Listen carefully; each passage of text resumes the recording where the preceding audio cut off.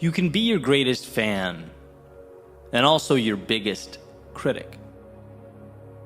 In fact, not only is it healthy, it's necessary to be there for yourself, celebrate that commitment to show up, but also to hold yourself accountable for growth. Because to be great is to know there's more in you, to understand that there's greatness waiting to be extracted from the miracle that is you. Here are two words. I want to take a look at both of them: consistency and adaptation. Consistency first. Why? Because consistency gets you in the door. It's the cost of admission. Consistency is you showing up for yourself, day in and day out, creating mastery and competence through repetition, manufacturing a data set that will be used to guide your journey, taking a once stagnant idea and putting it into motion. Consistency is doing what you promised yourself you'd do when you said you'd do it. Why? Because that's who you are. You create goals and then conquer those goals. When your head hits the pillow at night, you may be tired, you may have struggled, you may have swung and missed, you may be wondering how things unfolded the way they did, but you showed up. So celebrate that. Celebrate yourself. Be your biggest fan. Because the world can't take your will to step forward and cannot seize your consistency, not without your permission. So other than part one, let's call consistency the commitment to show up for you. Now, the second piece, consistency's older brother, adaptation. See, that consistency, like we just talked about, it will get you in the door. It signs you up for the game, but it guarantees nothing. See, where consistency puts that pen in your hand, paper in front of you, pats you on the back, where consistency gives you a chance to write your story.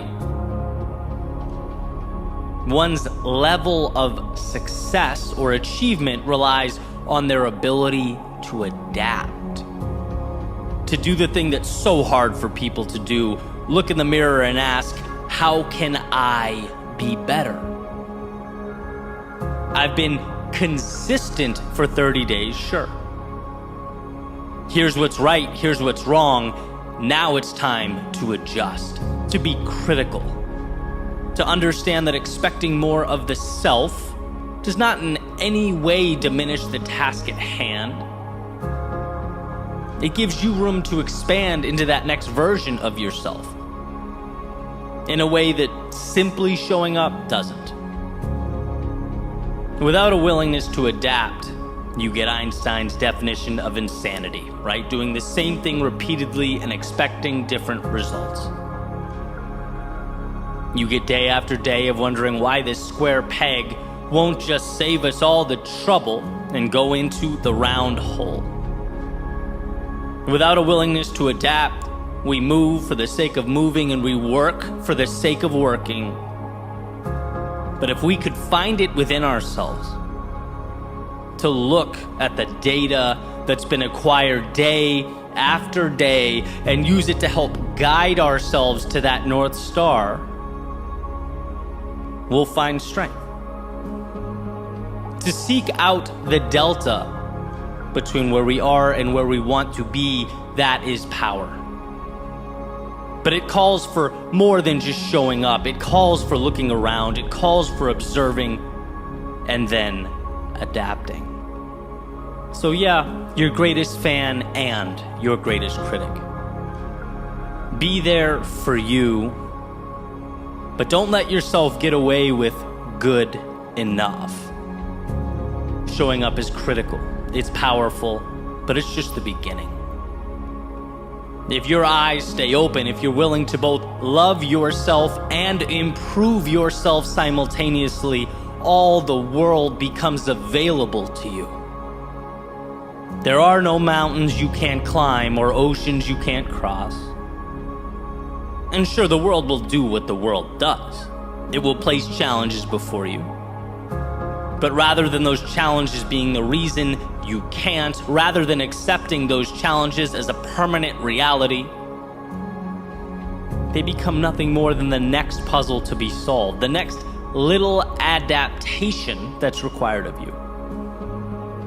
You show up, you self-assess, you adjust, and carry right on towards that horizon again and again. So when you find yourself frustrated or up against that wall, remember, you are building your ideal reality.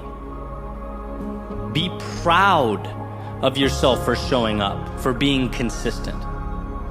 Because as dire as it might seem, you overcame a lot to get here. But also know that the challenge at hand is not an indictment of you or your goals. It's your chance to review the game plan and adjust. Your opportunity to do what so many fail to do, not shrink from the world, but adapt yourself to it, grow because of it. Today is your opportunity to take what the world gives you and build something new.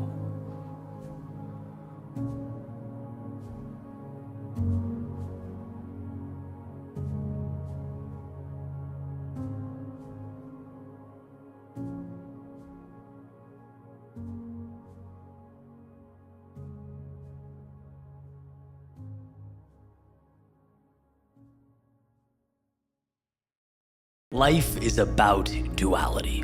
It's about being grateful for the road behind you, but also excited and hungry for what's ahead. That balance is where growth lives. It's why we created AGNS, always grateful, never satisfied. More than just an apparel company, it's a reminder that there's always another hill to climb. And if you go to agns.lifestyle and you sign up for the email list, you'll get daily inspiration right to your inbox, latest updates on all the new merch drops, as well as a 20% off discount code. Hope to see you there. Sometimes it's not about the odds.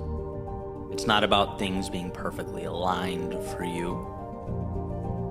Sometimes it's about making something out of nothing. It's about simply finding a way. Or as the saying goes, using what you have where you are. I want to share something with you that I've found pretty valuable. So, the World Cup is on, and I really enjoy watching soccer, or football, depending on where you're from and what you call it. And caught a handful of games over the Thanksgiving holiday. And one of those games was Argentina against Saudi Arabia. And for those who maybe don't watch or follow international soccer, Argentina is a powerhouse, right? Ranked third in the world coming into the tournament. Their team has some of the best players in the world. They're just incredible to watch. The Saudis, on the other hand, not so much, right? They're certainly not known for their soccer. So it's kind of a David and Goliath-esque story. So what's the significance here? Well, let me share some stats. Argentina possessed the ball 69% of the time. Saudi Arabia, only 31%, as expected. Argentina took 15 shots. Saudi Arabia, only 3. Again, as expected. Argentina dominated with possession and had more attempts. Saudi Arabia, however, won the game 2-1. Shocker, right? Outmatched, outclassed, out everything except outscored. Which happens to be the only thing that matters in a soccer game, obviously. They had far fewer opportunities, but what they did do is capitalize on them, made the most of them. Now, those two teams that could play 100 times, it wouldn't be outrageous to predict Argentina winning 95 of those matches. But this is my point. That 5% can be carved out, can be willed into existence. What it comes down to is what you do with what you have, what you make of those few and far between opportunities that arise. Because here's the deal, there will be times when we feel simply outmatched by life, as though the universe is outshooting us, in control, bending and shaping us to its will. And maybe at that particular point in time, that's exactly what's happening. To use the previous metaphor, maybe at that moment, we are not the Argentina. We are relegated to a lesser equipped adversary. My message to you is that there is enough there to hold off the Goliath pressing and pushing. My message to you is that there is enough to be outshot, but not outscored. That when we must dig deep, we are capable of unearthing a strength, a will, an ability to rise. I'm not talking about making it through unscathed.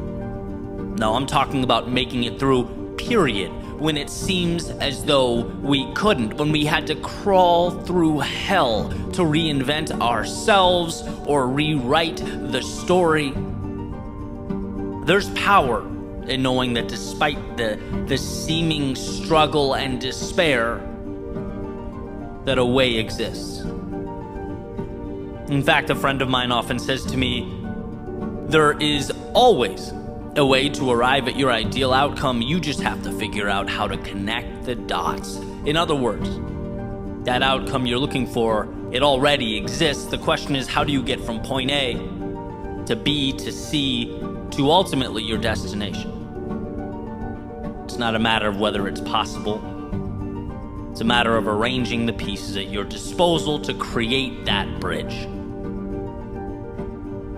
And the reason I love this World Cup metaphor is because that all or nothing mindset in the past has been an adversary for me. Those who've been listening to me for a while have heard me talk about it. It's like, things aren't perfect, fine, I'll wait until they are. And, oh, I'm injured and can't work out. Okay, then who cares what I eat, what I do? I'll wait until things are back, till I'm healthy, till they're how I want them to be. But no, to win, sometimes you have to find a way when the odds are in favor of the resistance. Sometimes you have to step up when life is out shooting you 16 shots to 3. Sometimes you have to be better than you thought you could ever be. It's easy to maintain momentum when you're healthy, right? But maintaining momentum when you're not at your best, that's something different altogether. Coming out on top when you're the underdog, digging deep and finding a way to win when the easy thing to do would be to submit to life. That's special. And guess what? It's always there. It's always available.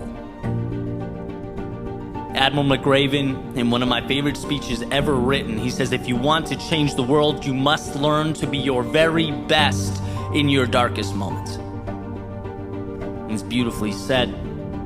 It makes perfect sense. It seems reasonable until we are knee-deep in those moments. It's easy to forget when we feel intimidated by a task that seems bigger than us. It's easy to forget looking up at an obstacle or situation that seems to be statistically favored by life. It's easy to forget when walking away feels like the more pragmatic option. But that's why, regardless of the hill to climb, you must remember. When you are outmatched or seemingly outclassed amidst the battles of life, there is a way to come out on top, emerge victorious. Your job is to find it. And the opportunities may be few and far between, but but what will you do with them when they present themselves?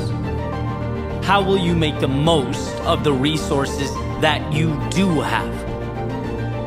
Because sure, life is largely determined by the small stuff, the predictable things, what we do day in and day out. But the pivotal moments, the times that shape our existence, they come down to finding a way when there appears to be nothing to cling to. You are down but never out, lost but never gone, as long as there is a heart beating in your chest. As long as there is blood pumping through your veins, there is a way. I challenge you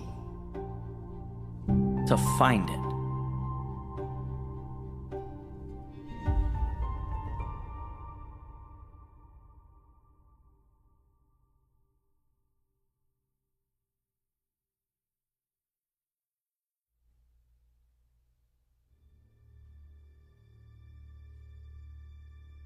Freedom lies in being bold.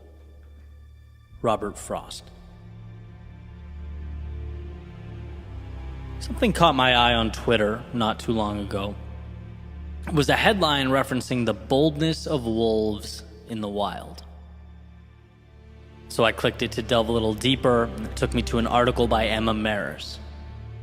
And here's the summary at like a 10,000 foot view. Okay, basically there's a parasite called T. gondii that infects animals and then causes those infected animals to act bold, perhaps even reckless in some situations.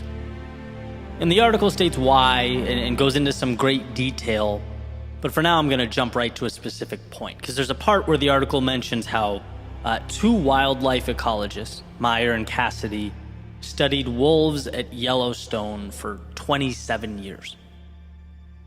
And upon studying them, they find something very interesting. After taking blood samples from 229 wolves, they found that wolves infected with that T. gondii parasite, that again makes them act bolder, were 11 times more likely than uninfected wolves to leave their birth family and start a new pack.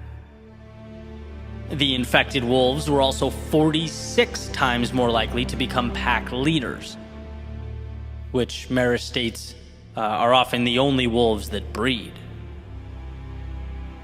And so this appears to portray a direct link from boldness to increased social status and possibly even reproduction rates. And with that boldness comes risk, sure, but with risk comes reward, upside. Now, obviously, the day-to-day actions of wolves at Yellowstone is not an apples-to-apples comparison with human beings functioning in society. But personally, I can't help but feel the value contained in the case study. In fact, it was my thinking about it while falling asleep that prompted me to find the article again and share it, for the simple reason that I know there are places in my life that I can be bolder. I know there are places in my life where I can dial up that risk factor in exchange for results that supersede what I have now. You don't get more without giving more. And I know there are places I can give more. In fact, I'm pretty confident there are places every single one of us can give more. See, here's the thing. Being bold means drastically different things to different people. And it's in this truth that the magic is found. Boldness for one person might be completely different from someone else. It might be more travel. For another, it might be taking on a project at work. For another, it might be leaving a detrimental situation. For someone else, going through a low point or deeply challenging time, it might be simply getting out of bed. We are all operating on different planes at any given time. My bold today won't be my bold next week. That's just the way life works. But here's what I do know. We can all find within ourselves that courage to be bold in whatever arena we are in. And every once in a while, someone will say to me, yeah, but Eddie, can't you just be happy where you are? Why does it always have to be the next thing, or bigger, or better, or more? To which my response is, look, of course we should be grateful for what we have. Of course we should appreciate the gifts and the beauty that surrounds us day in, day out, because it's there and it's infinite. But, and you knew there was a but, human beings are purpose-driven. Our happiness is often derived from our progress. Our journey is the destination. And we often find when we look around that we have given pieces of ourselves away, sometimes without thinking about it. Perhaps we become stagnant with areas of ourselves that can be elevated, that are destined to evolve. I love looking back at those courageous moments in my life, right? They mean everything to me. You know, I like to say it's the small things repeated day in and day out that make us who we are. The vast majority of the time, I believe that to be true, but those pivotal moments, those opportunities that our consistency creates for us, well, boldness in those instances changes everything. And walking onto a stage when you've never spoken before, when your body is physically rebelling and you don't want to walk on a stage, is everything. Calling U-Haul, packing up and leaving a situation that's no longer in your best interest, is painful, it's instantaneous, but is ultimately everything. Making an investment that you believe in, deciding to hire someone with incredible vision and talent, being vulnerable enough to share your thoughts with the world, these things are risky, they are bold, but in your world, they are everything. And so the obvious connection here is our desire to lead in a world seemingly void of adequate leadership. It's setting an example. It's not settling for the ground floor when the sky is the limit. Yes, on all counts. But it's also leading yourself. At times we forget just how important that is, that you need to lead yourself to something meaningful. Significant change does not come along without your initiating it. No doors open if you don't knock. The world will only give you what you ask of it. And I'm here to remind you that asking more of the world, yes, it's hard, it's uncomfortable, it requires you to be more today than you were yesterday, but you are capable of that. You are bold enough to be that. Robert Frost says freedom lies in being bold. I believe that's because in your courage lives the infinite. Upside so powerful that one simply cannot grasp it while standing still. So go find those areas of life, your life, where you know you're holding back, where you know in your soul you have more to give, and breathe life into them. Knowing that sure, in being bold, missing the mark is a possibility, but in never leaving, it's a certainty. If you never go, you will never arrive. So find the courage to ask more of yourself, because more there is.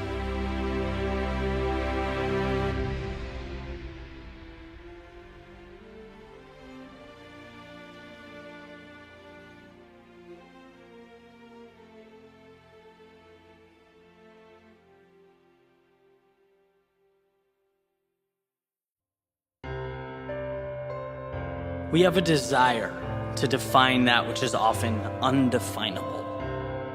When it comes to life and its highly coveted outcomes, assessing the things that we want, we use probability to solidify things that are entirely fluid. For example, you often hear about the odds of becoming a professional football player. the odds of becoming a CEO, of going to Harvard, making 6 or 7 figures, numbers that often paint a picture of why you can't. Right? When you hear only one in however many millions of people accomplish something, the intent is to show you that you're more likely to fall into the millions bucket than the one bucket, to show just how rare or difficult or out of the ordinary achieving that thing would be. Almost like they're being compared to a lottery, a random number generator, luck, a pursuit in which you have zero control. Think of a huge glass jar, right? 1 red marble, 3 million green marbles, and it's like you close your eyes and you better pull out that red one, otherwise you won't become the Oscar-winning actor that you dream of being. And the problem with looking at life that way is that it overshadows the most important element of success: understanding just how much control you have. The one in however many hundreds or thousands or millions wasn't born that red marble in a jar full of 3 million green ones. No, he or she just did things differently, lived differently. They didn't relinquish control, they took control, and that's the difference. That's what matters. The lottery is sitting back and hoping your numbers pull. In real life, you create your own probability every day, every minute that goes towards working towards a goal. That means you get closer. Why would you take a snapshot of the present moment in time and use that to define the likelihood that you'll live out your dreams someday down the road? It doesn't tell you anything. It's the steps along the way that make your vision a reality.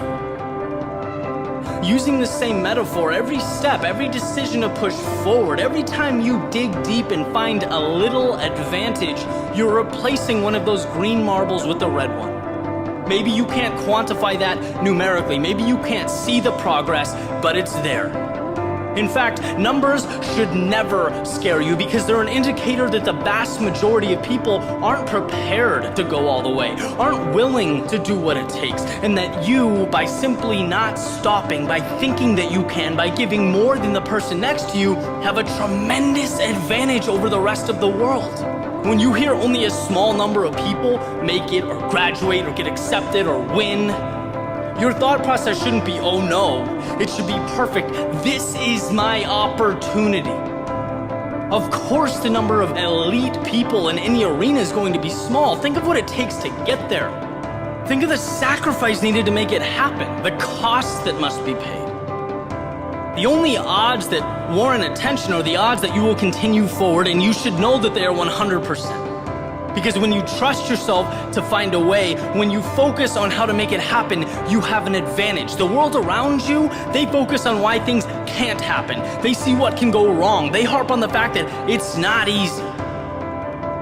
Remaining fixated on why you can, on finding a way, means you most likely will. The terms difficult or demanding or even unlikely, they have nothing to do with you crossing that finish line if you are 100% convinced you are going to do just that. Words like difficult, they just imply that there's going to be plenty of opportunities to quit and turn around along the way, a temptation that must and will be ignored. They mean that you will be tested, that you will have to ask yourself potentially numerous times if this means something to you, if it's truly worth it.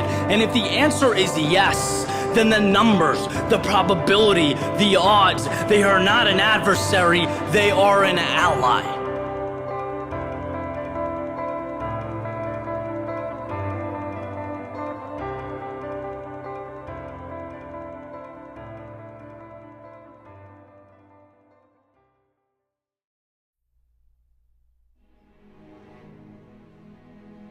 Peter Drucker has said that what gets measured gets improved.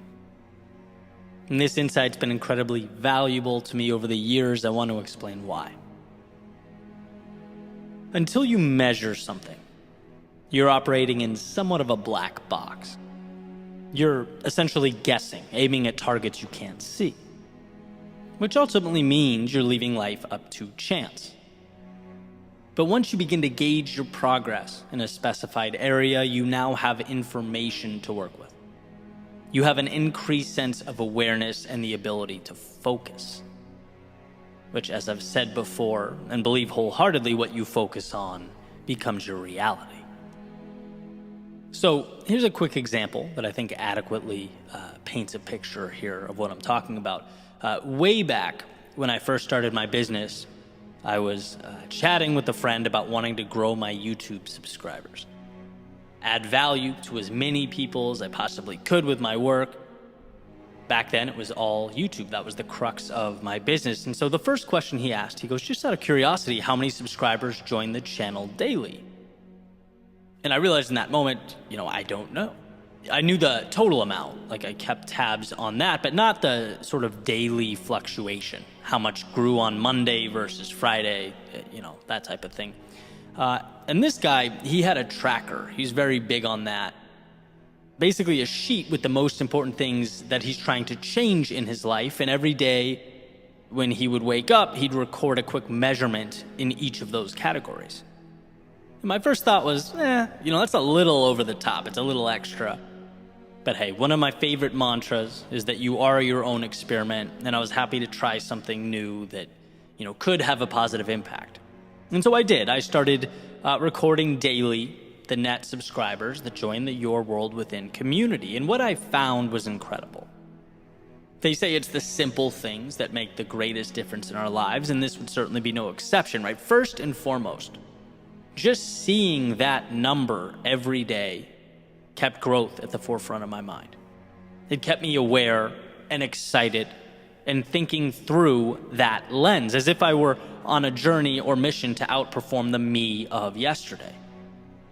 Right? If on some random day you grow 30% more than you usually do, it's only normal to see that and ask, well, why can't this happen every day? Why can't this be my reality?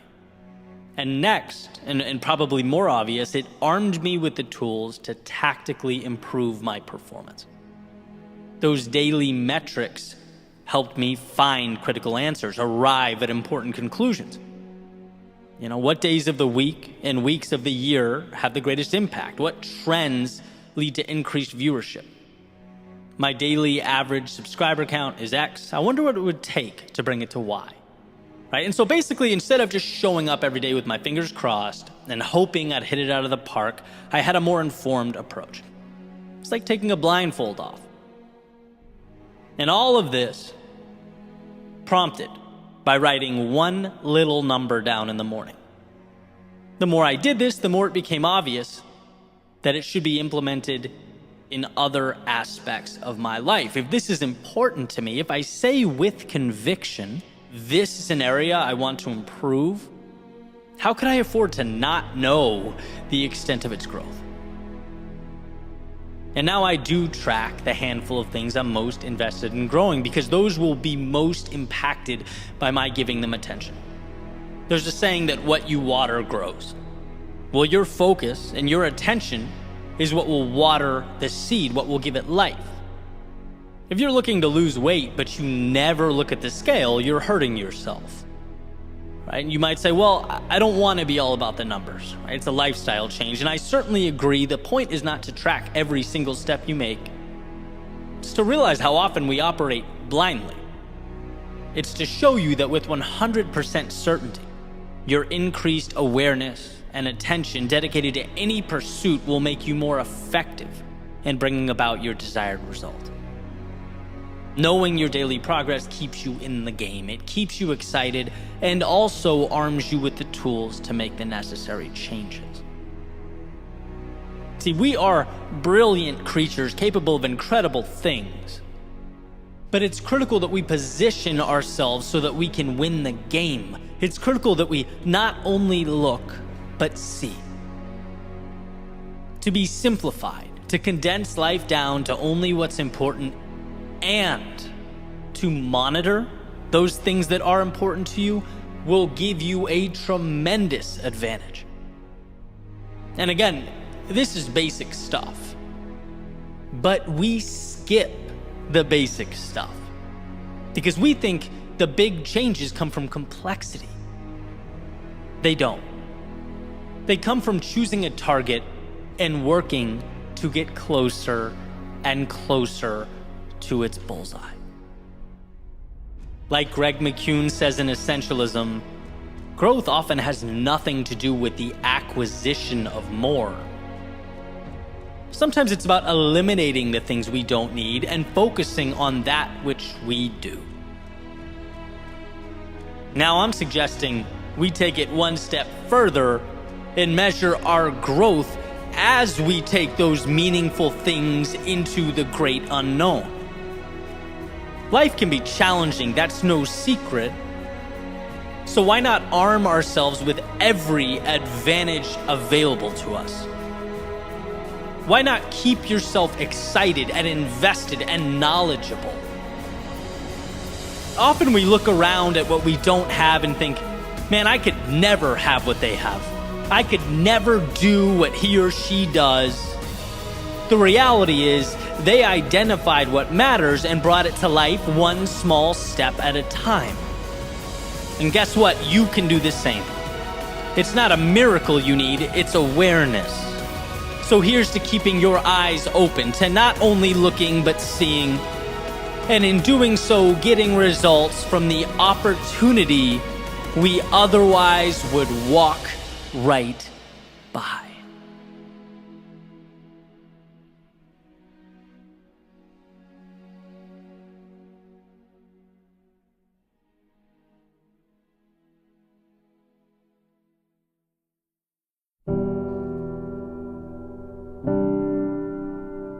Sometimes the moment has a way of appearing bigger than it really is. A facade. Let me explain. There was this kid when I was in first grade. Let's just call him Mike. And what Mike would do was follow us all around the classroom and outside at recess. Would constantly look for reasons to quote-unquote tell the teacher on you. Right, dude was an absolute menace. I'm 35, and I still remember Mike. My buddies and I would be, playing basketball outside. Maybe just learn some awesome 4-letter words. Would love to give him a test run, but no, not if Mike was around. Mike would go right to the teacher. And see, we feared Mike because we feared being in trouble. Now, as time passes, you look back and realize how absolutely ridiculous that is. I want to shake younger me and say, who cares about Mike? Go live your life. He doesn't matter. But the reality is, at the time, he did matter. He mattered a lot because he was the personification of what was most scary to us in the moment. Right? As a child, avoiding being in trouble or timeout or whatever it was seemed to be a big deal. And here's what I think. I think every chapter of life has a Mike. Not in the literal sense, but in the sense that there's something we fear, something that consumes our time and attention. Something that's been inflated to a state far greater than it really should have been. That has an impact disproportionate to reality. Because as real as it seems in the moment, a few years down the road, we'll do the usual, shake our head and laugh about the seemingly obvious lack of perspective during that chapter. Hindsight being 20/20, we'll be shocked we couldn't see what we eventually came to see. But that's what growth is. It's a good thing. We want to evolve. No one wants to be the same in 10 years, see life the same way in 10 years. But it's also an opportunity to obtain some perspective. To understand that our current fears aren't all we've built them up to be. We just can't see it yet. Unfortunately, the dust has to settle before the picture makes sense. Just like right now, we can't judge the world around us the same way historians will be able to with clarity. That's why I often reference Bronnie Ware's top 5 regrets of the dying, because it's a list of things people in their final stages of life look back on and say, yeah, that was dumb. It's people who have already walked the path pointing out the metaphorical Mikes they've encountered along the way, because here's the deal. The root of our stagnation, the root of our frustration, our despair, comes down to fear in some capacity. right? When you dig deep, it's a fear of leaving or staying, a fear of criticism, fear of unknowns, fear of letting down the people we do know. Our demons are manufactured. They're comprised of fear that, sure, we'll eventually laugh and shrug off. But oh, the power in being able to fast forward that sequence. To understand that life is too short to be held down by chains of our own making, right? How about laughing in the face of what intimidates you now? Not 5 years from now, but now. How about looking around and asking yourself what obstacles in your life are Mike-esque? How about breaking our constraints down into what they've always been, manageable tasks? Simply waiting for us to change the narrative. If you aren't pursuing that which is meaningful, it's most likely because somewhere deep down, fear is holding you back. And that fear is holding you back because, let's face it, you've let it in. See, the moment is beautiful. It's powerful. It has everything you need, but it's not bigger than you. It never will be bigger than you. So let's not wait for some arbitrary time in the future to arrive at that conclusion.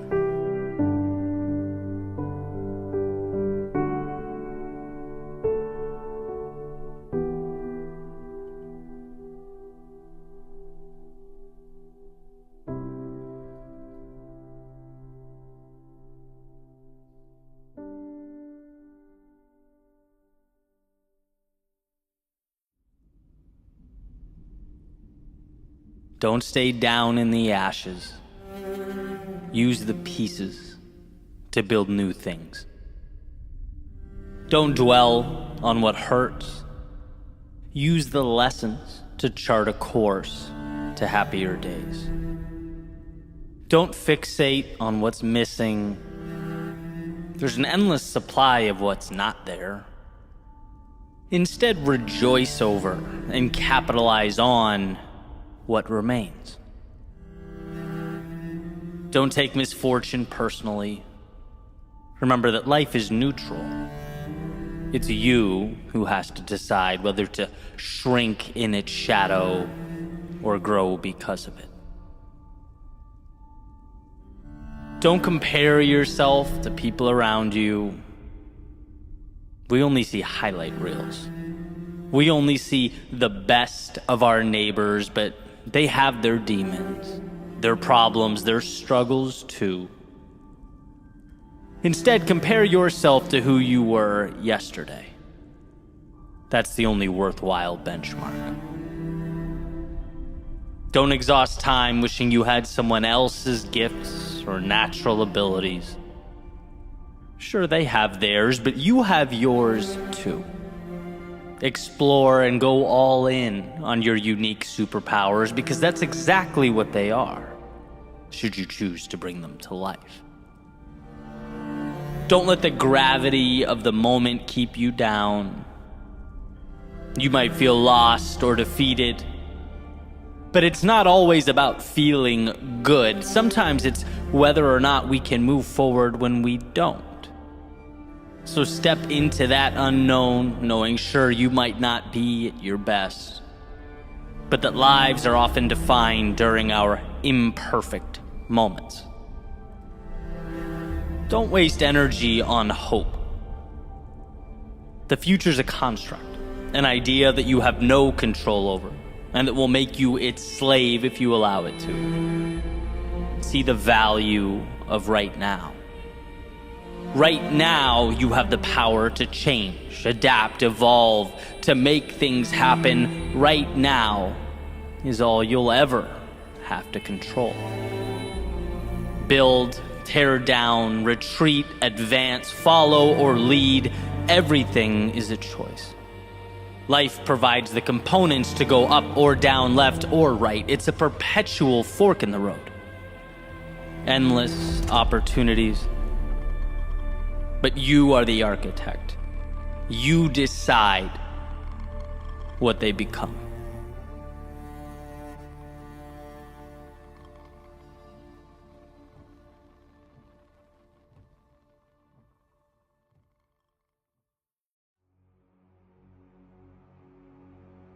The difficulty we face in life is not personal.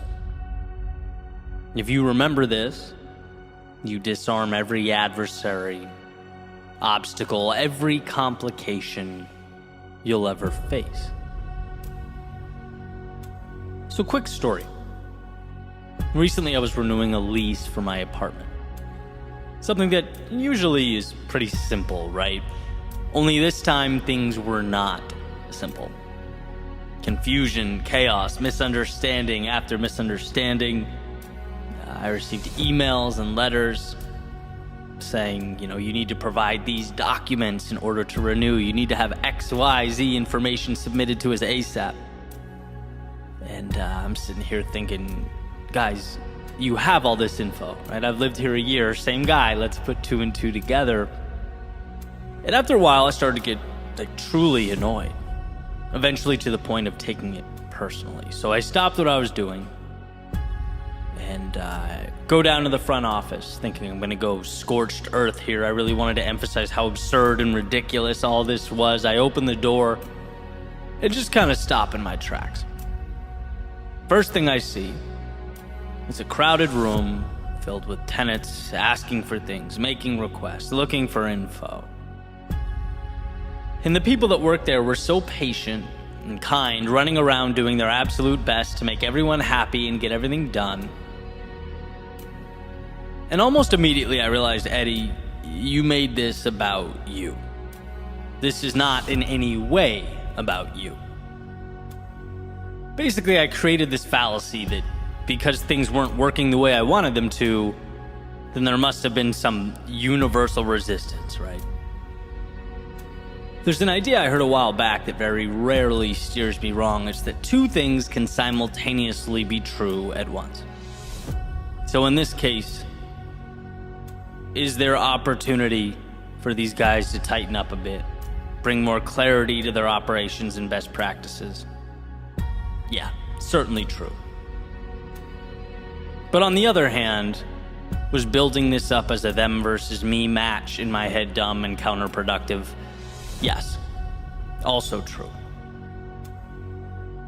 The world will always provide adversity, right? That's not news to anyone. It's just what the world does. That adversity will take 1,000 different shapes and appear in infinite number of ways. But here's the deal. Life is neutral. Things just happen. They aren't good or bad. They just exist in the ether. We, as storytellers, decide to put a charge into things.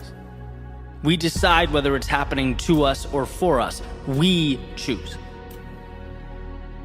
And that's the takeaway here. There's power in remembering not to take things personally in any aspect of life. Because when we do, we actually lose our grip on reality. We become emotional and not rational. And this is visible everywhere. Right? Take rejection, for example, something we all deal with. It's not personal. The person on the other end is thinking about themselves. They're locked in on their own incentives. They're not thinking about you, and however you feel about this, it's just the truth. So assess the situation. Sure, maybe find some areas where you can improve and carry on. Being mistreated. Again, not about you. As the saying goes, hurt people hurt people. Same goes for criticism and hate online. Right? Something that a lot of people truly fear. It will almost always be true that people who are more accomplished than you or further along in their career trajectory won't waste time bringing you down in the comment section. No, it's people saying things hoping that their comments will get approval and attention so they can feel validated. Their actions are being carried out for, ready for this, themselves. And to misdiagnose or take it as a shot to the heart, well, that's creating a battle scenario that doesn't need to exist. It's not them versus you, it's them versus them. You're just in the crossfire. Now, does this perspective or point to not take things personally mean that we abdicate personal responsibility Does it mean we say, well, it's not me, it's the world, so not my problem? No, of course not. Right? This perspective gives you the power to do the right things and the necessary things because you understand that the problems you face are not a giant indictment of you as a person. Getting angry creates a scenario where, you reallocate your energy from doing what's best for you to instead being mad at him or her or this group or that circumstance or the world in general. Bad things happen, and by the way, they happen to everyone. Everyone gets rejected at some point. Everyone gets let down by people close to them at some point. Everyone loses their way at some point. Everyone has their expectations fall short. Everyone has pushback. It's not just you. It's the world doing what the world does. And there's 8 billion of us running around operating in our best interest, trying to navigate a big, crazy world that's often incredibly difficult to understand. So with this perspective, right, going forward, my lesson from a few weeks ago, what would I have done differently during all that chaos with the apartment? A handful of things. Right? First of all, remind myself that in the grand scheme of things, it's trivial. It's just not that important. 2, understand incentives. Right? These folks aren't trying to make things hard for me. They're trying to do their jobs well so they can live their best lives, which brought their attention to other things. It happens. And 3, when you're calm, you can actually solve the problems at hand. When you don't stack your problems up to look like adversaries working against you, when you instead see them as merely a challenge or puzzle to be solved, life starts to look a lot different. It just feels different to walk around as though life is on your side, as though hardship is nothing more than the water necessary for the seed to grow, as though all those challenges you face are opportunities being presented to you. Because I'm not sure you can simultaneously fight and solve. I think one of our most important decisions is to select one. You can make the rejection an opponent, the criticism a rival. You can make the disorder your nemesis.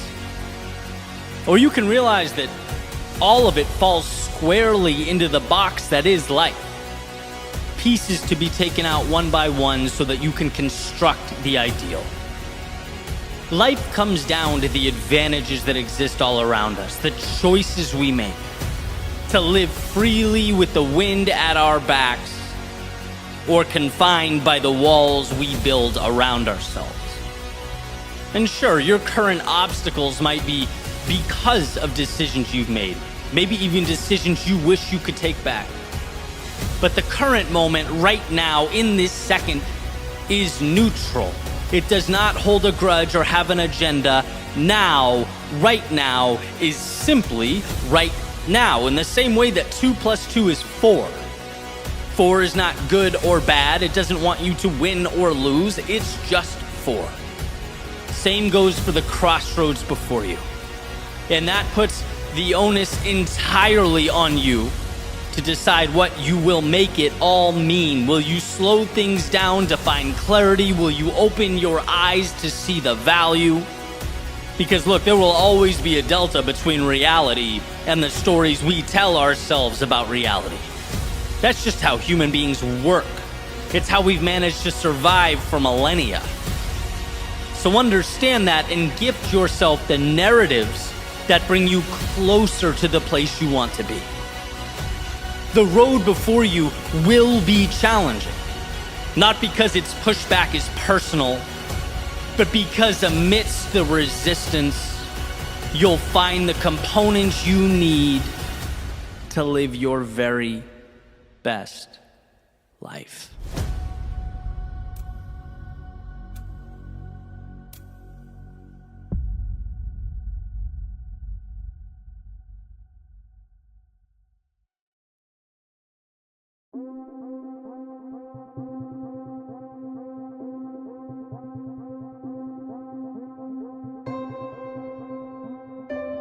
The thing about time is that it comes and goes. Tomorrow will make today a distant memory, and as quick as you were here, you'll be gone. What's in front of you is an opportunity to make right now something you'll never forget. You have the ability to write history, to create a story that will live with you forever. Think back to all the days leading up to today, all the training, the hours of preparation, the pain you felt. They have brought you to this moment. They are the armor that you wear. Right now is about execution. It's about taking all those hours and turning them into the best version of yourself. Today is about being better than you ever dreamed you could be. These are the moments you live for.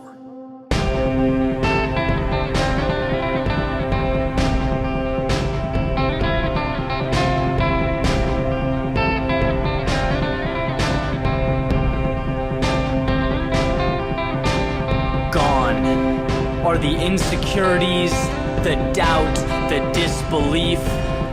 This day is yours. Look your opponents in the eye. They cannot give what you can.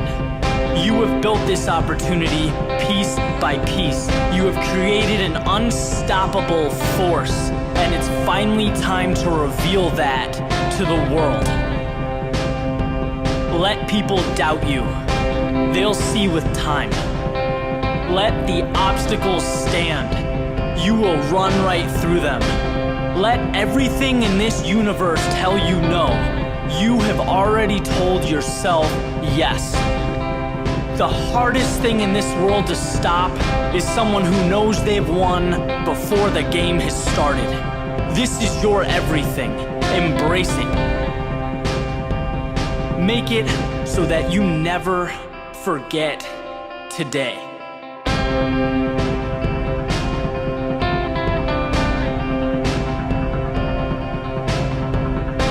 You are the god of your world, and in your world, you write the script. There is no tired. You left that in the weight room years ago.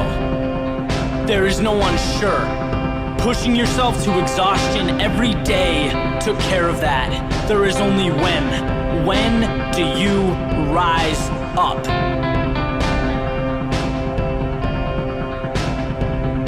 There comes a point when you've just given too much.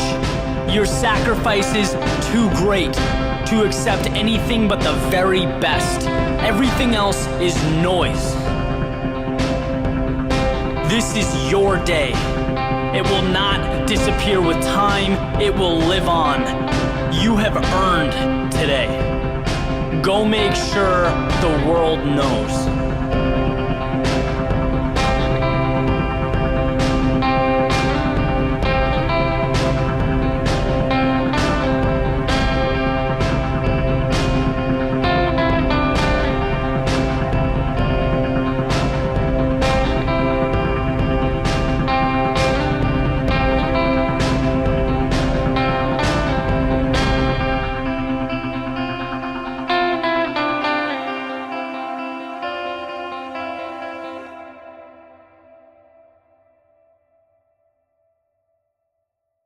There's a point for everybody where, life tells you directly or indirectly that it's time to level up, right? And I think that's a good thing.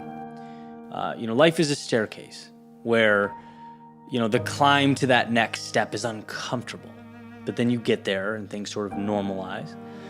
And in your soul, it's time to take that next step, right? Step up again, and that step is going to be just as uncomfortable as the one before. It's going to be different. It's going to be bigger.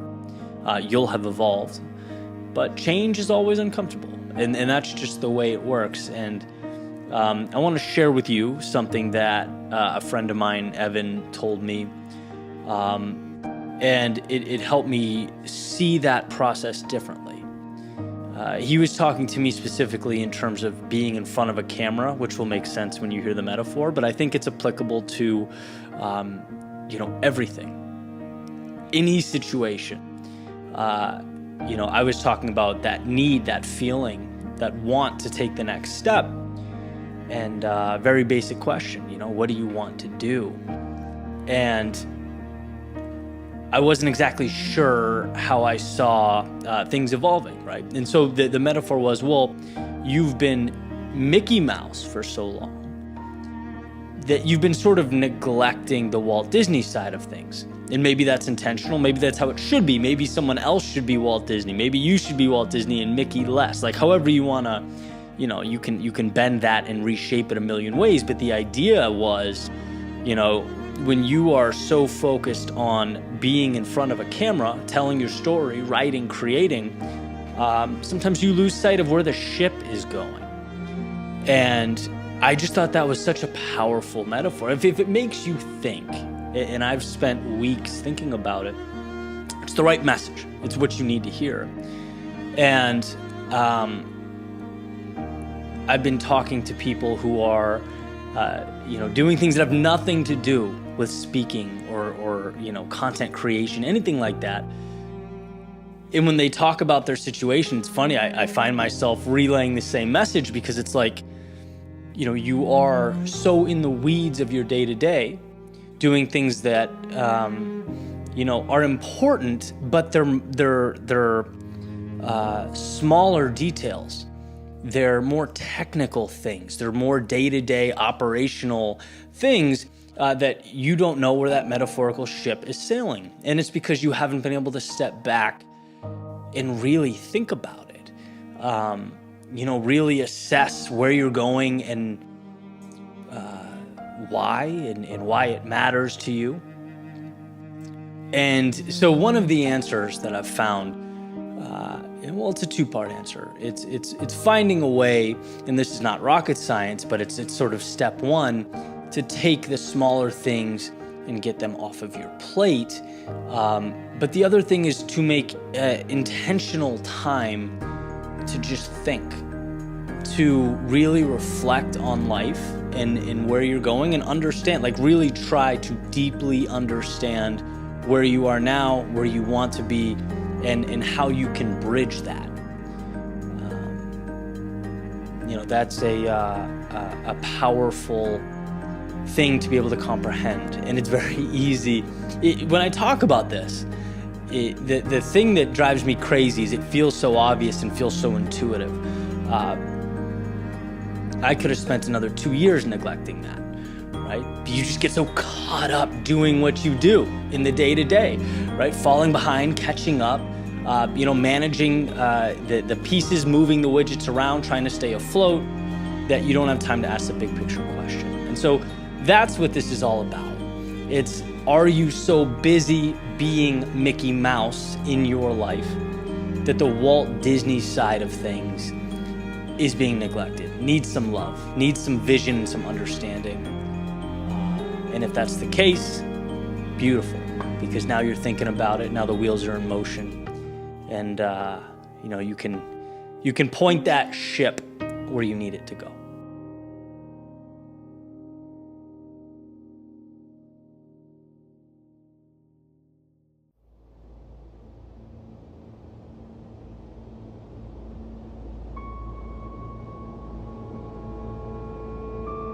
Today belongs to the architect. He sees towers before they pierce the sky, an opportunity before it transforms into the extraordinary. He knows that what he wants most cannot be given. It must be sculpted. So he builds. He builds because those skylines don't raise themselves from the earth. The extraordinary does not appear on its own. They are dreamed into existence by the architects of reality.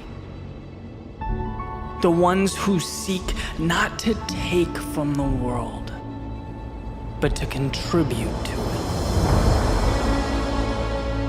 Today is the beginning of something new, something better, something worth remembering. And it's existed long before the present moment, waiting for your vision, your courage, your persistence to bring it to life. Too many times we fail to reach into the realm of what we know and get more of ourselves. It's okay to struggle, to be wrong, to have to rebuild 1,000 times, but the great tragedy is closing our eyes and walking by life's opportunity. Everything you need to rebuild the life you dream of is around you, your every move. If only you'd reach for it, see it before your eyes, you become the architect of change. Nothing is impossible when you are the one setting the rules, when your hand draws the guidelines. You are not at the mercy of the world, you are creating it. This is yours.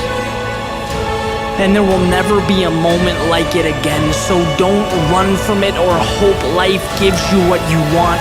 Take the pieces in front of you and construct your masterpiece.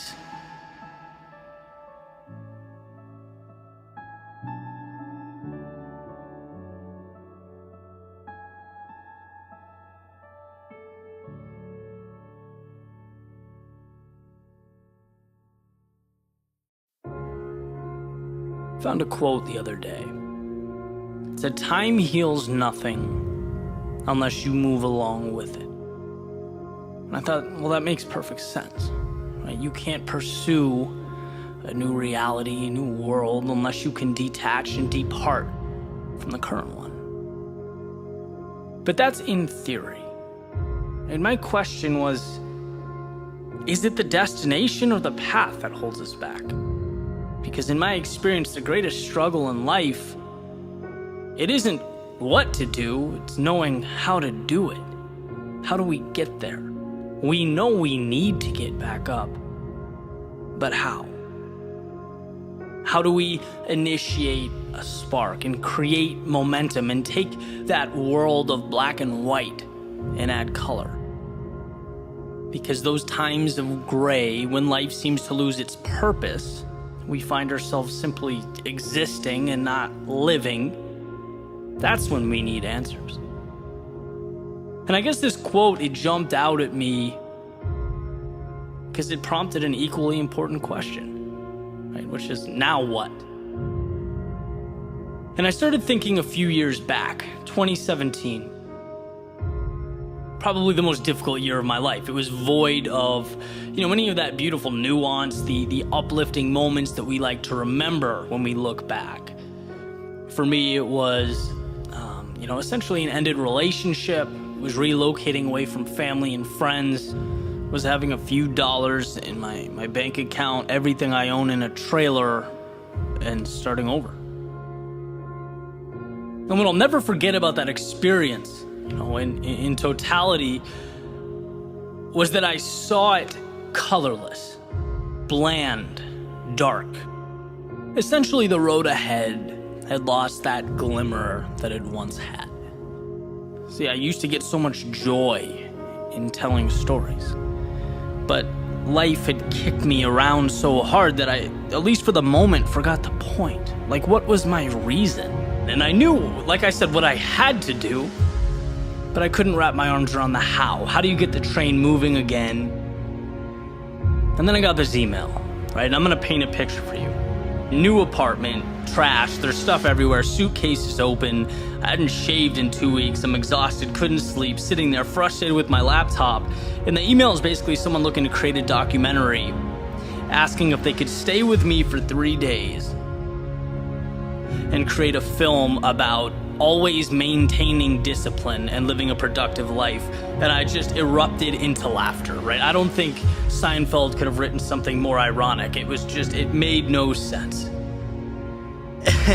But it caused me to reflect, right? I obviously declined the video. It just wouldn't have felt right or accurate in that moment. But I started to think, how is there such a gap between the old me and who I was sitting on that bed? Is this the new me? And if it's not, why have I allowed this imposter to stay so long? I've always said a life change is one decision away, a light switch away. Just reach out and find it. And when you're going through times like this, it's funny, life has a way of doing its best to conceal the beauty. It's like it becomes this black and white painting, and it stays that way. It stays that way until you put color into it, one brush stroke at a time. Because life is intimidating when you see everything you're not, when the blank canvas feels like emptiness and not opportunity. But life doesn't require of you the whole picture. Masterpieces, they aren't made overnight. They're not instantaneous. They are a product of trust, of faith. Not in the canvas or the brush, but in the artist. Through his eyes, he's capable of transforming his experience into art, his misfortune into meaning. Viktor Frankl uses the metaphor of a movie, each day being its own scene, where often they don't even come together until the very last act.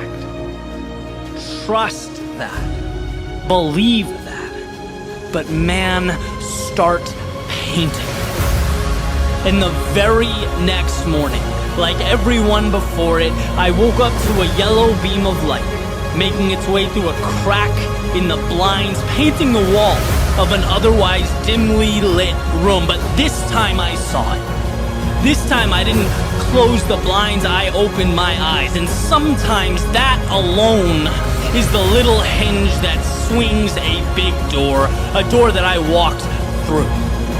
And I saw the green of the palm trees, the beauty, the simplicity, and thought, how lucky am I to be where I am when I am. I saw a blue sky, a miracle in its own right, that's not confined to story or narrative, and well, maybe I'm not either.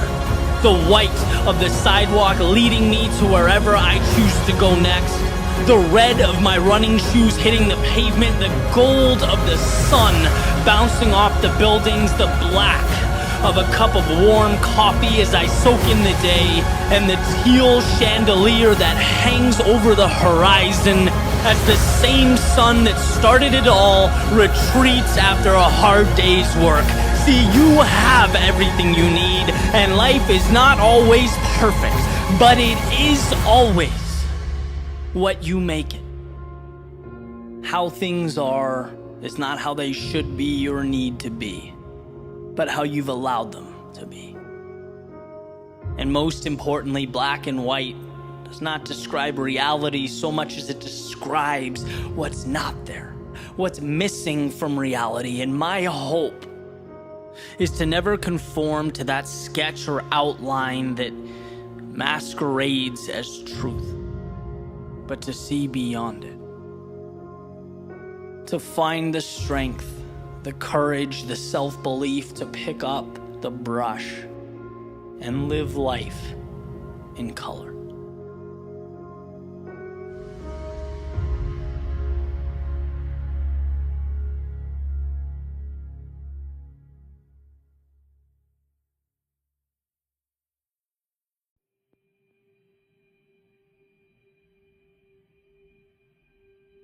I think a substantial amount of life comes down to self-trust, to believing in yourself.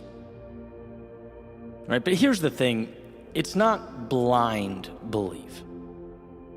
It's not toxic positivity where you close your eyes, cross your fingers, shut the world off, and just assume things will work out because you're entitled to a great result. No, what I'm referring to is an active and deliberate trusting of yourself to learn, to make the necessary adjustments, and to keep moving forward. When we have faith in our ability to step forward and improve simultaneously, there is no defeat. When you know you won't stop until you land where you want to land, then limitations become a choice. Success in any capacity is a you thing, not an outside thing. And this popped into my head a few days ago during, of all things, a game of axe throwing. So, quick story from last weekend. A friend of mine and I, after a day of working on the podcast, went down to Fort Lauderdale to this axe throwing place, which it's random, but it's a great time. Simple concept. There's this giant target, and you take turns throwing little axes at the target, basically darts, right? If you think along those lines. And there were 8 of us in the group. They divide you into 2 teams of 4, and you play various games until the end, right? The end, there's this final session where it's every person for themselves. It's like a free-for-all. Each person gets 3 rounds to throw axes at the target, and whoever has the best score wins. So think of the target just in a traditional way, right? The bullseye, or the little point in the middle, is worth 5. Then the next smallest circle outside of that is 4. Then 3, then 2, and then the biggest circle along the edge is worth 1. Right? So whatever you hit with the axe, that's the points you get. Except they put these 2 little blue dots on the top third of the circle. And they say if you can hit one of these blue dots, you get 10 points. So high risk, but certainly high reward. And my friend and I, super competitive, right? He looks at me, starts telling me how he's already got this in the bag. And I'm like, all right, we'll see. And it's been arguable, but I probably had been the more consistent of both of us up to that point in the night. Nothing fancy, just straight away aiming at the middle, aiming for those bullseyes and 4s. Not even attempting to go for those, hard to reach blue dots. No need, straight up the middle. Okay, and here's why this is important. We step out to take our first shots of the finale here. My friend goes first, immediately hits one of those little blue dots. Boom, already, I'm down 10 points. So what do? I completely leave my strategy. And I start thinking, no, I'm behind, I can't let this happen. I spent my next 9 shots, and the only 9 shots I had, right, trying to hit those blue dots and missing every time, just get killed, right? He won handedly. And then I realized when the scores were read out at the end that if I just ignored everything my buddy had done and stayed true to my game, aimed for the center of the board, averaged 3.5 or 4 points a throw, I would have won, and by a substantial margin. But I let the outside world impact my strategy. I started chasing those long shot blue dots when I knew they were a distraction. Right. Now, I'm sure the last thing you expected to hear today was the recap of an axe throwing contest. But if you bear with me, there's value here, right? So let's step beyond the axe throwing. Let's take it up a level. Let's talk about when you know what's best for you, you know where you want to be and what's working, but you're pulled out of your lane because of what someone else says or does. You hear him or her over there accomplish something great. You look in the mirror and go, man, I haven't accomplished anything like that, right? Maybe I need to change what I'm doing, my approach. Maybe I'm wrong. See, and the beauty of that little game was that it reminded me that there will always be outside circumstances trying to redirect my course. But we have to trust in ourselves that we are doing what's best. We have to know our own game and our own strengths. Now, don't conflate this with a stubbornness. It's not about never adjusting. No, we need to adjust. But adjust when it's best for you, not simply because other people are taking a different approach. Right? It's hard to stay consistent with the world pushing other options consistently, right? People finding success in various ways, taking other paths, talking about their incredible strategies and how great X, Y, and Z is. But it's all noise. You have to trust you. And again, not blind faith, but an understanding of who you are and a willingness to continue to grow with every step forward. there has to be some element of understanding that, sure, things will get challenging, life will push back, but that doesn't mean you are wrong or in over your head. It's a compounding of little actions and trust in yourself. If you can do that, the world remains yours. It's day by day, or in my example, throw by throw, knowing your bullseye and aiming steady up the middle. We all know how hard it is to see results before they exist. The mind tries to find every example out there depicting why you're wrong, why the finish line is too far away. Life is constantly creating off-ramps, saying, hey, if you don't want it that bad, or you're unsure of yourself, here's a way out, come with me. Right? It's constantly sowing seeds of doubt, which is why we must dig deep for that strength. Life is a game of you versus you. If those around you win, good for them. And if they lose, well, hey, wish them well on the next go-around. But none of it has any bearing on who you are and the race you're running. Are you going to show up for you? Are you going to be your biggest fan when it takes every single part of you to keep going? Don't let the loudest voices in the room dissuade you from what you know to be right. Don't let the blue dots hinder your direct line to the bullseye. Right? Block out that noise, block out the distractions, and do what is required of you. Win your race, because that's the only finish line of value. Walk your path, because that will bring you where you need to be.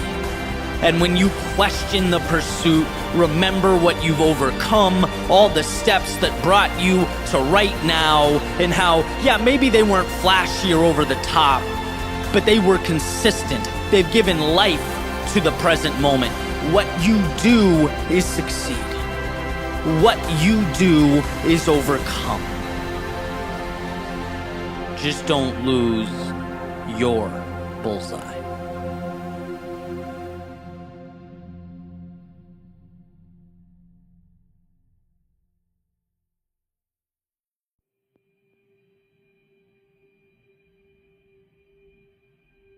Mark Twain said the two most important days of your life are the day you were born and the day you find out why. The first gets you into the show, and the second asks, what will you do with your time here?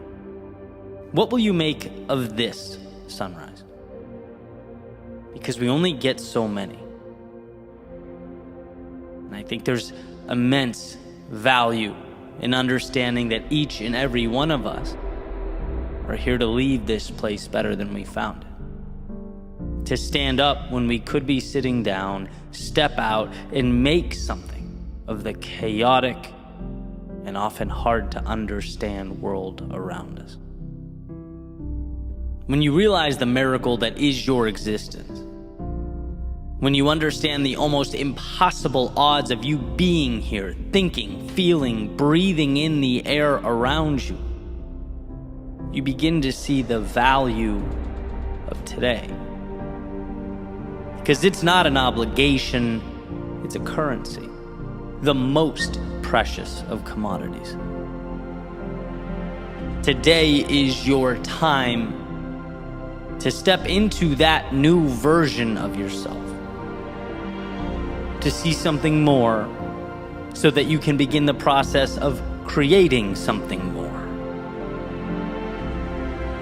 Because the truth is, life will always be what you decide it is.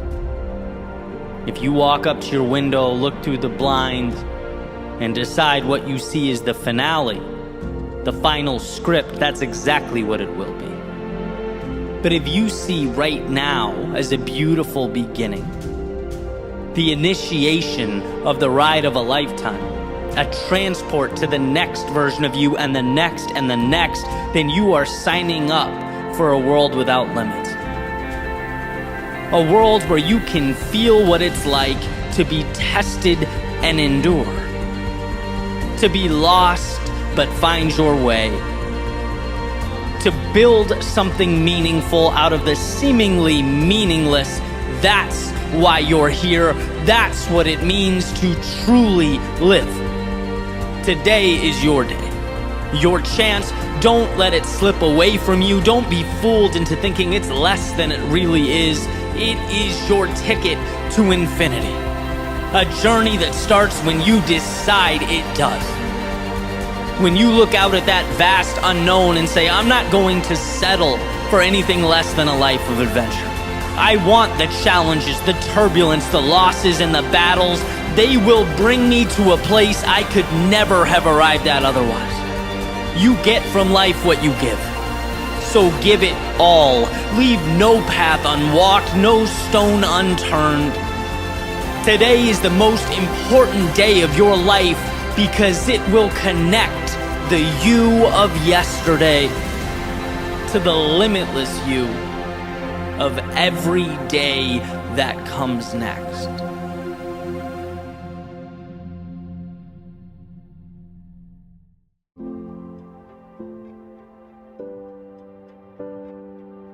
You can allow yourself to be distracted, or, as Robin Sharma suggests, you can do incredible things, but you can't do both. You can stay where the safety and security is, or you can risk what you have in pursuit of your dreams, but you can't do both. You can remain the character depicted in yesterday's story, or you can take those lessons, experiences, and craft a new story. But you cannot do both.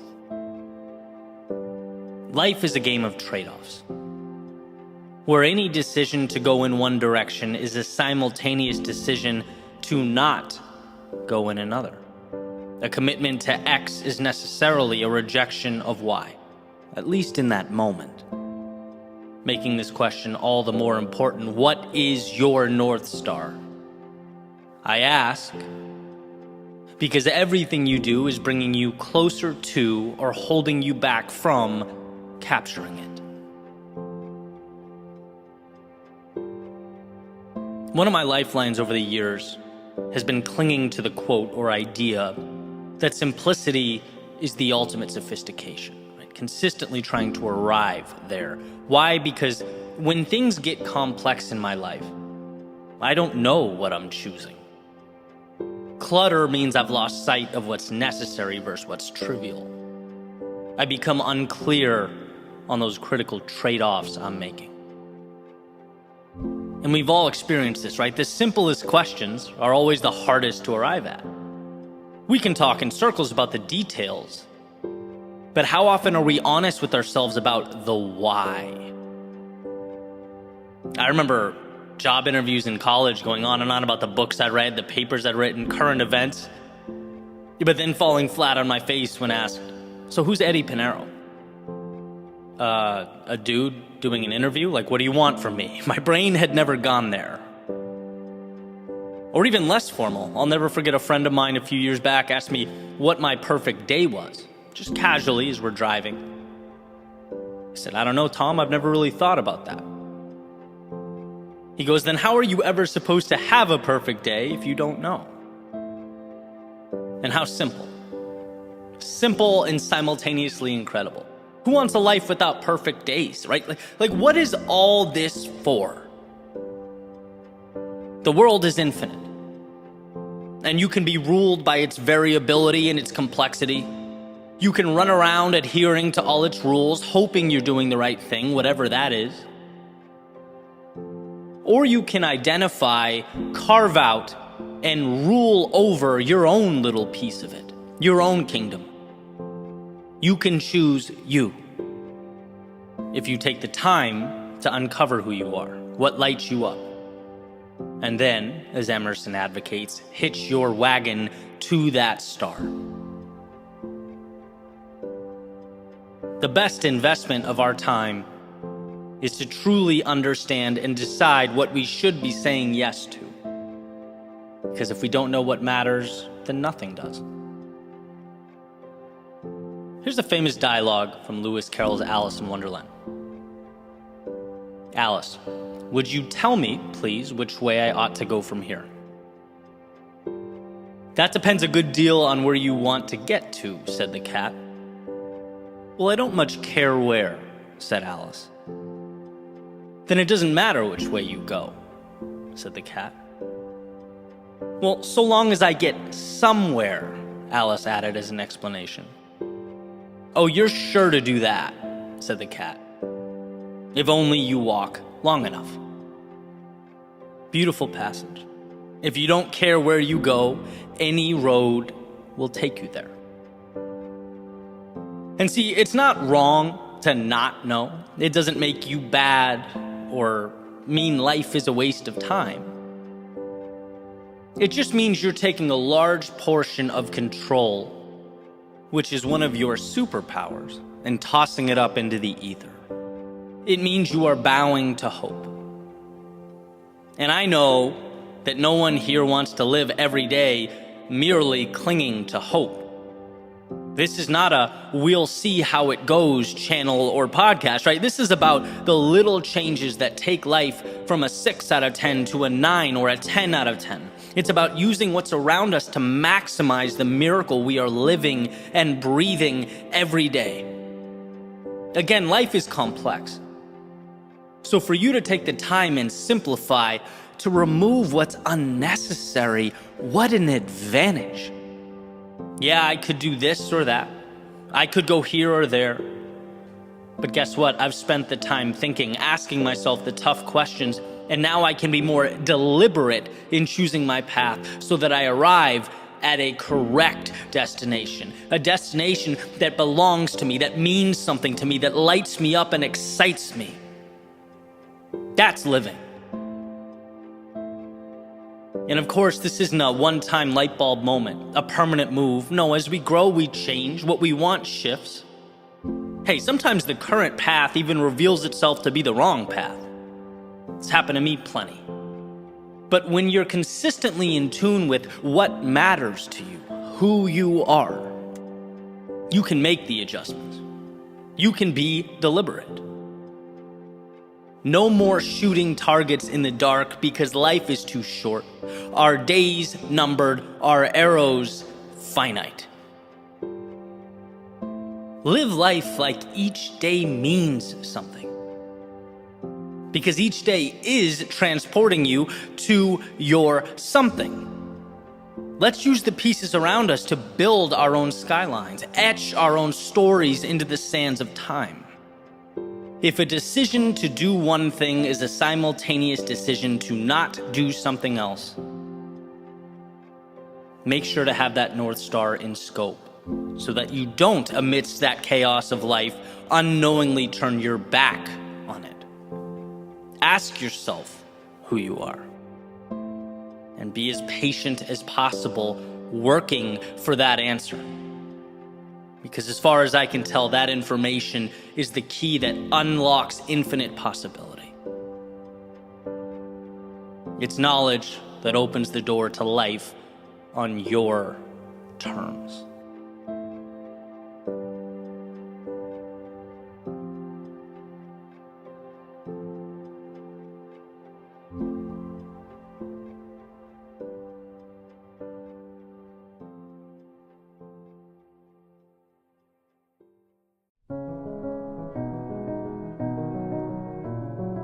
Remove the lifelines. Eliminate plans B, C, and D. Let the curtains close and the lights dim. See, the beginning of something new requires the ending of something current. So make life propel you into chapter 2. Let the door slam and lock behind you. Throw away the key. With the boats burned and turning back off the table, we have to make it work. We have to figure it out. Well, how, we might ask, with only these pieces? with only this circumstance, with only these resources. Well, it's funny how when walking away is no longer a possibility, so many other possibilities are born. When we're stuck between the wall and our demons, we roll up our sleeves and do that which we have been, let's face it, running from. We fight. We become proactive. We take initiative. It was always there. We just never had to. So if you can't do it on your own, make life make you. Because the bottom line is there are new horizons that await your arrival. They are always there. But they require you to make the trip, to look out over the vastness of what's before you and convince yourself that what's ahead can become your new normal. And oh, how I wish we weren't biologically preconditioned to preserve, to stay safe, to stay the same. How I wish we weren't constantly being pulled to stay right where we are. Our minds, they love it here. With the rest of the world, the change, the hope, the progress, all on the other side of that window. All outside, all foreign to us. You don't need any of that, it'll tell you. Or maybe, after you conjure up a little courage, it might compromise. It might say, fine, it's worth a try, put one foot out the door, but don't forget you can always come back to me. You can always retreat. It's warm here, safe here, it's predictable here. The mind wants you to know that when things get tough, mediocrity and comfort are always right behind you, ready to embrace you with open arms. And it's for this reason that those boats must be burned, that the door must be locked, and that chapter must be closed. The journey before you, it's going to be difficult. There's no question about that. Anything of value brings difficulty. And when faced with the adversity, the only way to defeat it is to know there is only one way. One option available to you, and that one option is forward. It's through. There is no backwards or compromise. There is no safety. Not if you want from life that which is extraordinary. Not if you want the things we covet, dream of. Whether they're interpersonal, financial, career-oriented, health-related, maybe you just know in your soul that right now ain't it. Any move to something better will present to you its obstacles. And my advice, if it's what you really want, is to have decided before you started that there is no other way. There's no negotiating with yourself. Because if you allow that door to be cracked, life will kick it open. So point the compass north and dismiss any notion that what's comfortable is more important than what's meaningful. When you're cold, nothing is more appealing than that warmth. But warmth is deception, a short-term ploy for you to forget what really matters. An illusion. See, cold subsides, but victory is forever. Knowing that you pushed forward when most wouldn't is forever. Transforming potential into strength when your knees shook is forever. So burn the boat. For no other reason that there is no way forward so long as there remains a way back. Make life make you win. And where most would look around and see evidence of defeat, you'll find again and again in the same quote-unquote evidence the tools to build ladders to new beginnings and bridges to new worlds. There's a saying that I love, that most of life's successful people were too ignorant of the odds to know their accomplishments were considered at one point impossible. And I love it because it highlights that there was never a fallback option. a concern for the statistics. There was no worry or exhausted energy on what if. Rather, it was constant building and adjusting, finding ways over, through, and around the walls that inevitably stand before us. There was no way home, so they pushed forward into their greatness.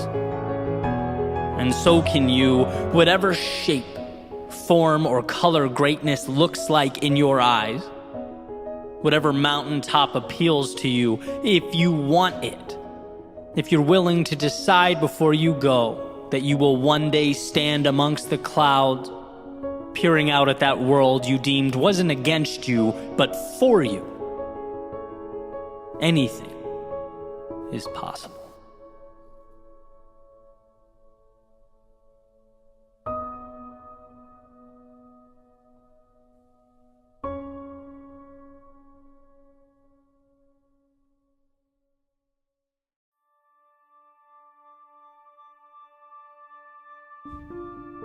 Of all life's lessons, it's my relationship with what it means to suffer that's transformed my reality. Something that's learned, not unlike one's ability to read or write. An understanding that unlocks the door to fulfillment. Nietzsche says, to live is to suffer, to survive is to find meaning in the suffering. Dostoevsky says pain and suffering are always inevitable for a large intelligence and deep heart. The really great men must, I think, have great sadness on earth. Helen Keller says, although the world is full of suffering, it's also full of the overcoming of it. Our problem is not that we suffer. Our problem is that we don't know how to perceive it when it inevitably arrives. We're taught that it's synonymous with a giant street sign saying wrong way. We're taught that the perfect life is free of its grasp. It's why when suffering does arrive, we're so inclined to run from it. I reference my experience as a D1 rower often, not because I stood out or even really because of my love for the sport. I reference it because it is the point in my life when I learned to suffer. When I learned what I could put my body through, my mind through, and see that like all things, discomfort simply ends, and life is different on the other side. That's why I talk about waking up to go to the gym in the morning when it's still dark in the middle of winter, the practices that made me throw up, having 3 exams, 2 papers, but thinking about a 2K test. Because part of me couldn't believe I was doing it, because up until that point in my life, I would have simply said no. That's why I reference the 3 of us walk-ons that were there senior year out of the 60 plus that showed up freshman year. We built a relationship with suffering. You understand what opens up to you when you agree to, for a moment in time, walk through those flames of hell. It's not a trick or a complex formula. It's just taking yourself to places most haven't learned to go. Not because they can't, but because they haven't learned.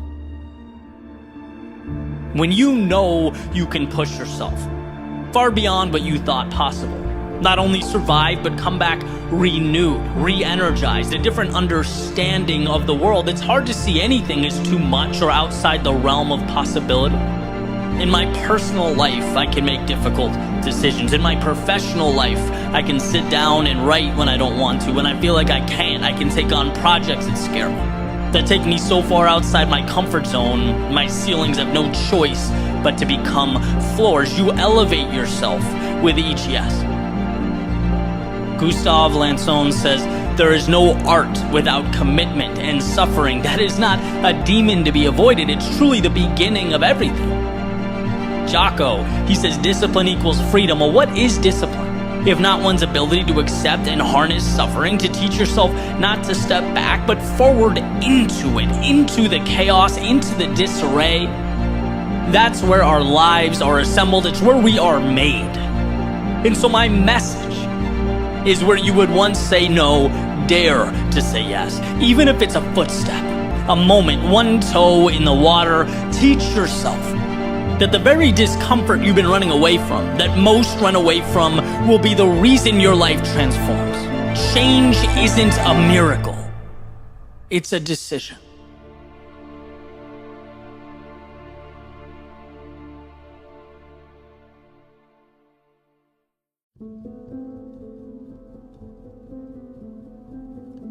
We are, in some ways, helpless to what occurs around us. There are things that are beyond our control. But the gift we possess, our power, if you will, is the ability to determine what we let in, how we internalize the externalities. We are responsible for being the gatekeepers of our minds, protectors of our worlds. There's a little saying that I aim to live by. It's incredibly simple. Basically, the idea is, if something is not a net positive on your life, start working to eliminate it. If there's a person that is draining, creating more negative than positive, then they don't deserve to be in your world. Stop letting them in. If there's some place you're going that doesn't align with what you value, start working to eliminate that destination from your day to day. Stop letting it in. If you find yourself constantly thinking about worst case scenarios, it's always, well, what if this goes wrong or that goes wrong? If you find yourself missing the opportunity and instead spotlighting the problem, start working to identify and isolate those thoughts so that they can be eliminated. Stop letting that stuff in. The great part about having so much control over our lives and our perspectives is that we get to choose what gets our time and attention. The tough part, though, and it is tough, is that it means we also have to ask ourselves questions that perhaps we don't want to ask. We have to be honest with ourselves. Like, truly honest. And the reality is sometimes it hurts to do that. To ask, how am I contributing to this pain, this struggle? What am I letting in that needs to be kept outside the gate from now on? And what we often find is that the answers are there. The opportunity is there, sometimes even in plain view. But our attention is often diverted from it and instead allocated to the things that don't even serve us or align with who we are. We've habitualized finding the problems and not the solutions. And I can list examples of this over the course of my life all day, right? Epiphanies where I realized I needed to defend the thoughts that enter my mind and better cultivate a world where I can succeed, where I can be happy. Money, for example, the switch from seeing it as a scarce resource, something that everyone's fighting over, how to outmaneuver the guy to the right of me, how to get my hands on this elusive object. Nope. Block that mentality at the gate and let in instead the idea that money is merely an exchange of value. How can I be more valuable to more people? Where value goes, wealth follows. Or as I've talked about before, the injuries I deal with so frequently, right? Keeping the poor me, or I can't deal with this. Or whining, I'm willing to put in the work, why won't life let me succeed? Keep all that outside the gate and let in, here is an opportunity to get better in other areas. I can't lift. Maybe I'll take a month or two to crush cardio, to eat better, to build mental acuity. Find a way. Or maybe it's that person who made their way into my life that over time became a net negative. That we've gotten to the point where our coexistence takes away more than it adds. They no longer belong inside the gate, in my world, right? Only let in people who do make your life better. And we have control over all of this. It's about accountability. It's about personally understanding the authority you have over what comes in and what stays out. Very few things in life are just because. Things exist in our day-to-day because we have, somewhere along the line, allowed them to be there. So take some time to see yourself as the gatekeeper of your world. Audit what you're letting in and what you're keeping out. To do so will set you up for a life on your terms. A life that's not wasted, or even merely endured, but one that's lived to the fullest.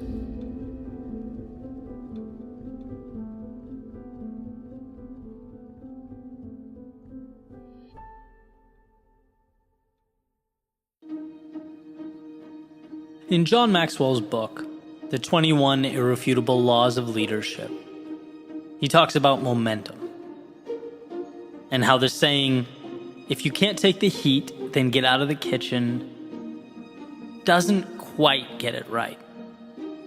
Advocating that it should instead be, "If you can't create the heat, then get out of the kitchen."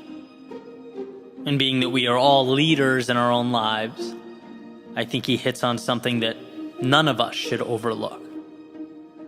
The power of momentum, of not waiting but creating. Reminding ourselves that we are not spectators, sitting in the stands and simply reacting to or complaining about the events taking place below. No, we have the ability to change the things we do not like and create the ones that don't yet exist when we know they should. Too much of the time we react to that metaphorical heat in the kitchen, as John alludes to, forgetting that we can dial it up or down. We're not only characters that have been created, we are ourselves creators. And I talk a lot about mental shifts that have changed my life, and there are plenty. But perhaps the most important was the realization that I can do something about the things I don't like. And I know that sounds simple, probably even obvious. But I look back at various stages of my life and am blown away by the amount of things I tolerated for years and years simply because I gave it no thought. There were so many questions that I never asked, so many opportunities I never explored. Until I realized, hey, you can stop accepting those things you don't want. It's amazing the power of a simple list that was created. 2 columns. Left side, all the things that bothered me, that I wasn't happy with, or that I knew should be there that had been lacking. And then on the right column, what I'm going to do about it. Every single item. Each one. What's the step I'm going to take? And I just poured my heart onto that paper, and it's like you look down and feel like you have finally moved into the driver's seat. There's something incredible about knowing that you have taken control, something satisfying knowing that you're not just accepting what falls out of the sky and lands in your hands. Right? Especially since we seem to have this proclivity to box ourselves in. Human beings are amazing in their ability to adapt. But the danger is when we adapt to and normalize a reality that falls short of what matters to us. The danger is in forgetting that nothing happens without momentum, and momentum is self-made. One of my favorite stories is about a man walking through the circus. And he sees these enormous elephants, each with one end of a rope tied around one of their legs, and the other end of that rope connected to a chair. The man, as he's walking by, he's curious, asks one of the trainers, "Hey, isn't that dangerous? Couldn't the elephant easily break free and get away if he wanted?" And the trainer says, "No. See, we started doing this when they were baby elephants. And when they were babies, they couldn't physically break free. They weren't strong enough. And so over the years, as they grew and became bigger, stronger, it never dawned on them that by simply pulling on that rope or walking away, they could break free. These chains might as well be invisible. And that's what they were, mental. The rope wasn't keeping the elephants to the chair. The elephants were keeping the elephants to the chair. And there's something there in that message for all of us. For some of us in this particular moment, maybe it's big picture. For others, maybe we're at a season of life where it's simply creating momentum in some type of smaller capacity. And I travel through these ups and downs personally all the time. I think that's a healthy thing. It's a sign that you're looking for that growth.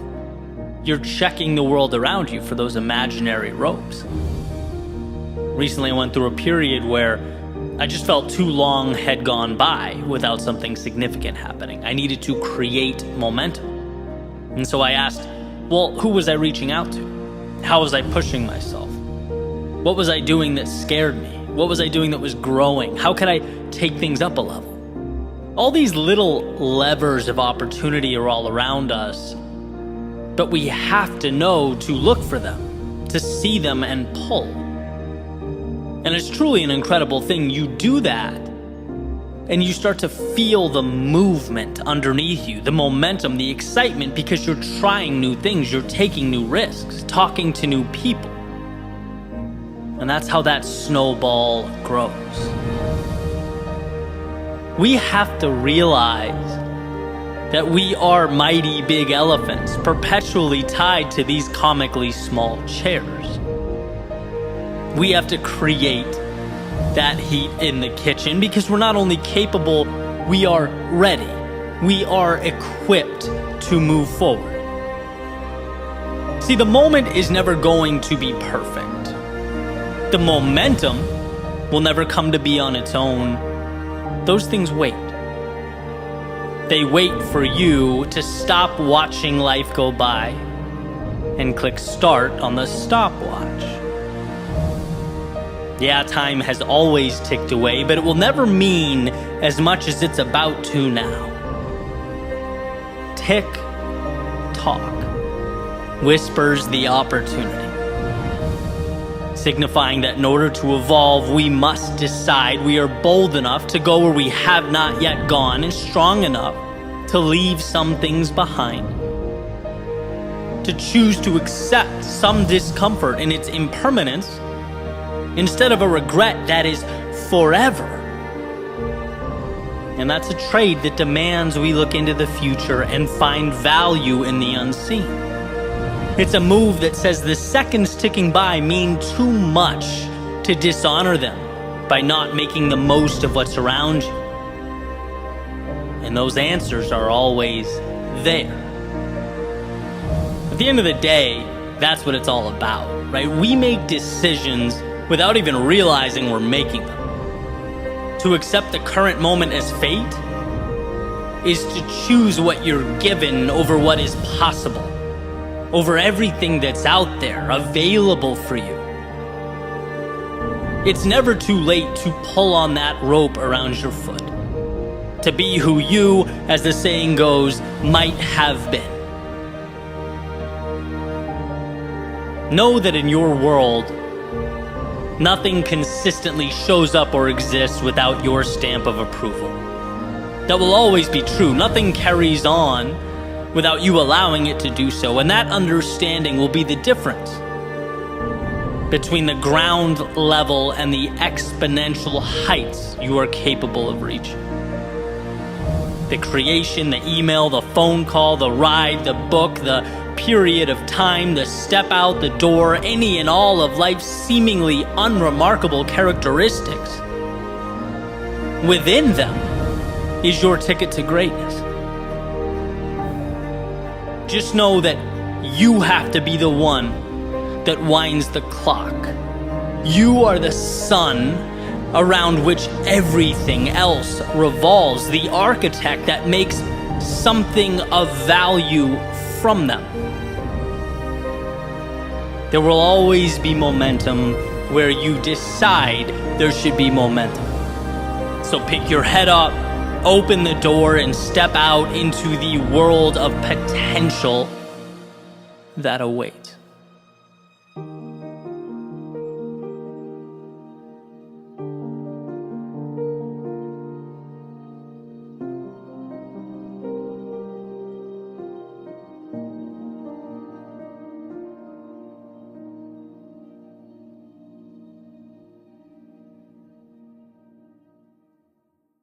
I want to start with a story about cliff jumping with my friends maybe 4 years ago now. We flew into Las Vegas, spent some time in Vegas, and then we hit like national parks in Utah and then Arizona and went all the way up the coast.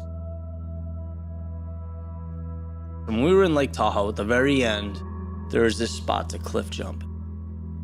This really, really high peak. And, you know, it's notorious, and it was just like a scary thing. And I remember walking up, there were 3 of us, and 2 other people were there. It's like you have to hike up to it. It's kind of in the woods a little bit. One of my buddies walked up, and, you know, we thought he was gonna jump right off. And he stood there and he looked down, for I don't know how long, a while. You know, ultimately jumped.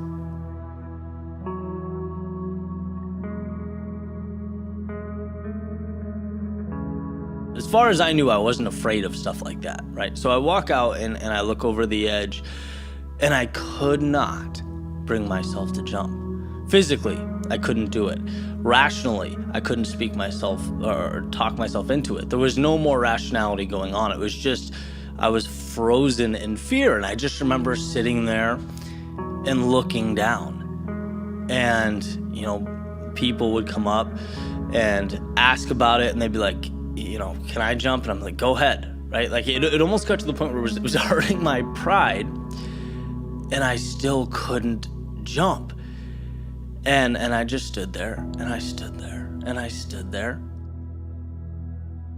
You know, I forget how long it took. I don't really know, and time was probably felt insane in that moment, but eventually I did, and it was incredible, right? It was a forever long drop, and just the adrenaline and the excitement, and you realize for a second that type of thing, that's peak living, and there's more of that out there in the world, and all of a sudden you want to capture it and obtain it, and you realize what you had been missing, you know. And then my friend came up after me. He stood there for for just as long too, right? It's a very weird thing, and it's hard to explain. There are so many situations that are this peak in our life, this cliff that we know we need to jump from. We know the other side is better, or we suspect, but we can't bring ourselves to do it. And this all came from a quote I found from John Green, one of my favorite authors. In his book, Paper Towns, it says, "It is so hard to leave until you leave. And then it is the easiest goddamn thing in the world." And that's right on the money, right? Being on the edge of that cliff, it is terror, sheer terror. It is so hard to make that jump, and then you do, and it's like life opens up. And it's the same thing in this case, right? It's so hard to leave until you do. It's terrifying to uproot, to change, to go somewhere you don't know. But once you do, life opens up. It's incredible. The other side is beautiful, and it's waiting for you. All of this is coming to a single point, a rule that I use to guide my decision making. And the rule is simple. If you are not content where you are, that is your reason to jump. Because on that cliff, rationality dissolves. The future is unknown and it's scary. And how are you going to logically talk yourself into a scary unknown when you're at that point? You can't. It doesn't make sense. And I think that's why so many of us are scared to make that jump.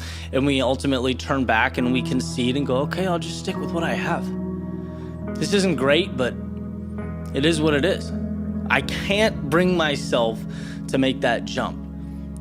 Right? We're all there at some point. I've been there. I've been there with speaking. Big cliff for me when I first started. Ultimately jumped and put me on a trajectory that changed my life, right? Same thing with making videos, same thing with my first client. Like all these things, they're terrifying. And in the moment, you can't logically speak through them, so you just have to go. And it's like, well, how do you logically, you don't, you just go. Because if the present, here's the rule, if the present is not making you content, go, jump, right? Never forget that the path, the future is comprised of 1 trillion paths, and you can bend them and shape them and remake them. And sometimes it won't work. Sometimes it'll, blow up in your face. But again, you're still presented with an opportunity to adjust and remake and bend and reapproach and continue forward, right? The only way to lose is to stay on that cliff for the rest of your life. And so if you needed some type of rationality, if you needed some type of reason, I'm hoping that maybe I can give that to you today. If you are not content where you are, jump. Because somewhere along the way, you'll figure it out.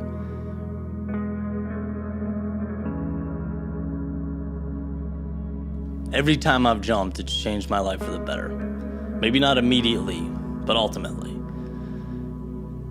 And as I say, that's what life's all about. So, hey, I hope you got something from this podcast. If you did, please subscribe, rate, review. Helps me get it out to the world. And guys, I appreciate that. And I will catch you tomorrow.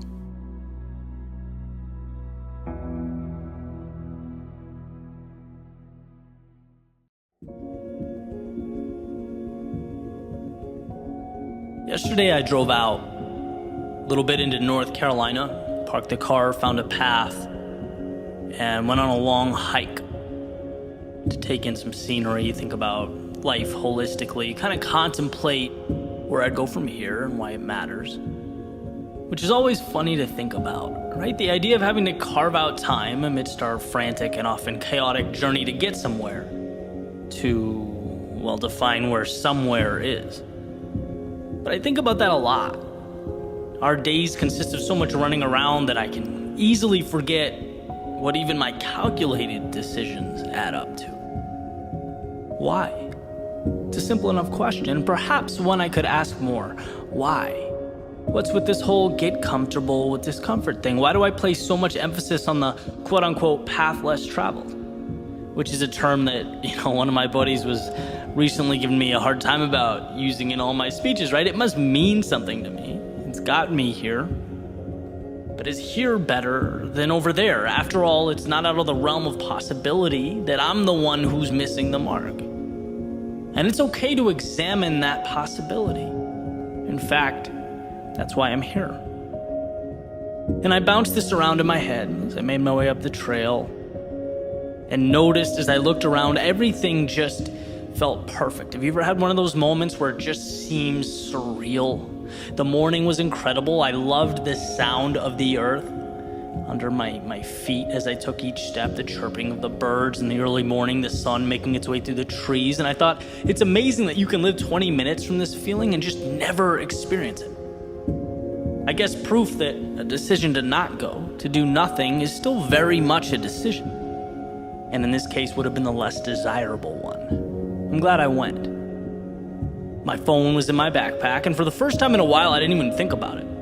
My mind was stimulated. My senses were taking in something new, something different, something not my studio or laptop or social media analytics pages. In fact, all that stuff felt kind of trivial now that I was removed from it. And I wondered, why don't I do this more? The thought popped into my head earlier that morning. I thought, hey, that's a cool idea.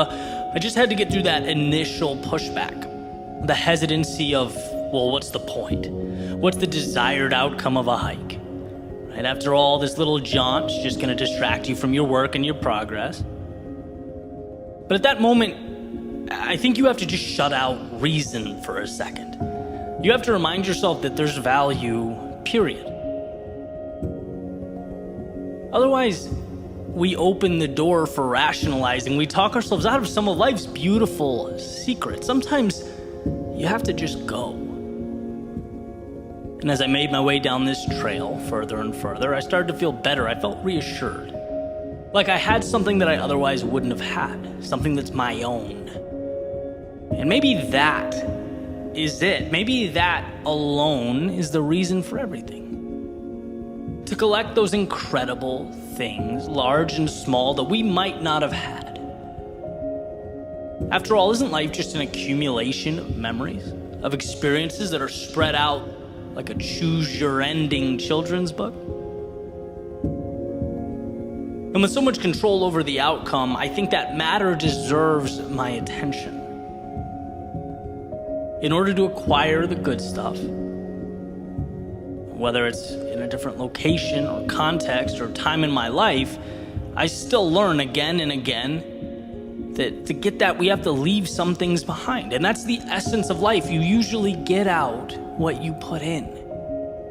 And I think about that a lot. I think about the forks in the road I've come across, those same ones, the life-altering decisions. I guess it's only human. Walking away from that promising career that I'd spent my whole life building towards. Every once in a while, sure, I miss the security. Leaving the city and the people that made my life what it was, it still haunts me from time to time, trading permanence and structure for the freedom to condense my life's work into a laptop and take it anywhere in the world. But empowerment can be lonely, right? And I guess I can't help that in the midst of those situations, the easy decision always feels like the wrong one. I've just been pulled by the upside. I gravitate towards this grandiose version of what life could be on the mark that I hope to make. And to me, the scariest thing has always been not having the courage to see more, to explore. The phrase, what if, has always been my adversary, the monster in the closet, and it's a costly one to slay. Right? But life is both suffering and infinite beauty.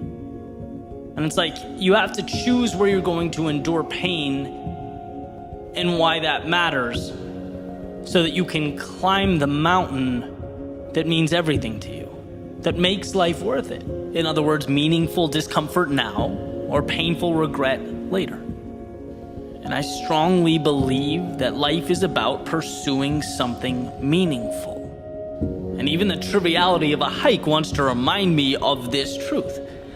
I could be at home playing guitar, watching Netflix, relaxing. I mean, that would have been easier. But there's only one way to catch that sunrise over the trees. And that way is not Netflix. All those beautiful views, they require an output of energy to reach them. They come with fear of something going wrong, and in doubt that perhaps the turn you made wasn't the best one, and that's okay. But I believe that happiness, to be truly fulfilled, requires trade-offs. And with each step, it becomes easier and easier to understand. For the gym rat, it's the discipline and the belief, knowing that muscles break down so that they can be built up. For the relationship to flourish, it's overcoming disagreements, accommodating the needs of that person that you love, so that they can be the last thing you see before you fall asleep. For the free spirit, it's walking away from what you know in pursuit of something that excites and invigorates, even if you're not entirely sure what it means. It's about enduring one so that you can collect the other. Now, what you choose to endure and what you choose to collect is up to you, but that's what makes life such a beautiful ride. A roller coaster taking you through lows to reach highs into darkness to see how life-changing the light is when it pushes its way through. Little decisions that become the collage that explodes off the paper when you step back and look. That's what you get back when you make a point to see more. That's why my love affair with the trivial and the mundane lights my path. It's not just a little thing. It's a microcosm of my everything. It's my saying yes to the opportunity that we work so hard to ignore in an effort to avoid inconvenience. But a life worth living is not always convenient. You could even argue at times it should be inconvenient, because the higher the climb, the more we give of ourselves, the more precious the world looks from the top down. In the challenging times, the things we sacrifice and leave behind, they're not so much a part of the picture as the paint on your palette. That in breaking down, you can now recreate using your own ideals, metrics, and guidelines, a world that you now have the ability to transform. That's why life to me is nothing more than color, decisions nothing more than paint, steps nothing more than brush strokes, and life, well, life is nothing and everything. Which, as the morning breeze reminds me, is a decision that is entirely my own.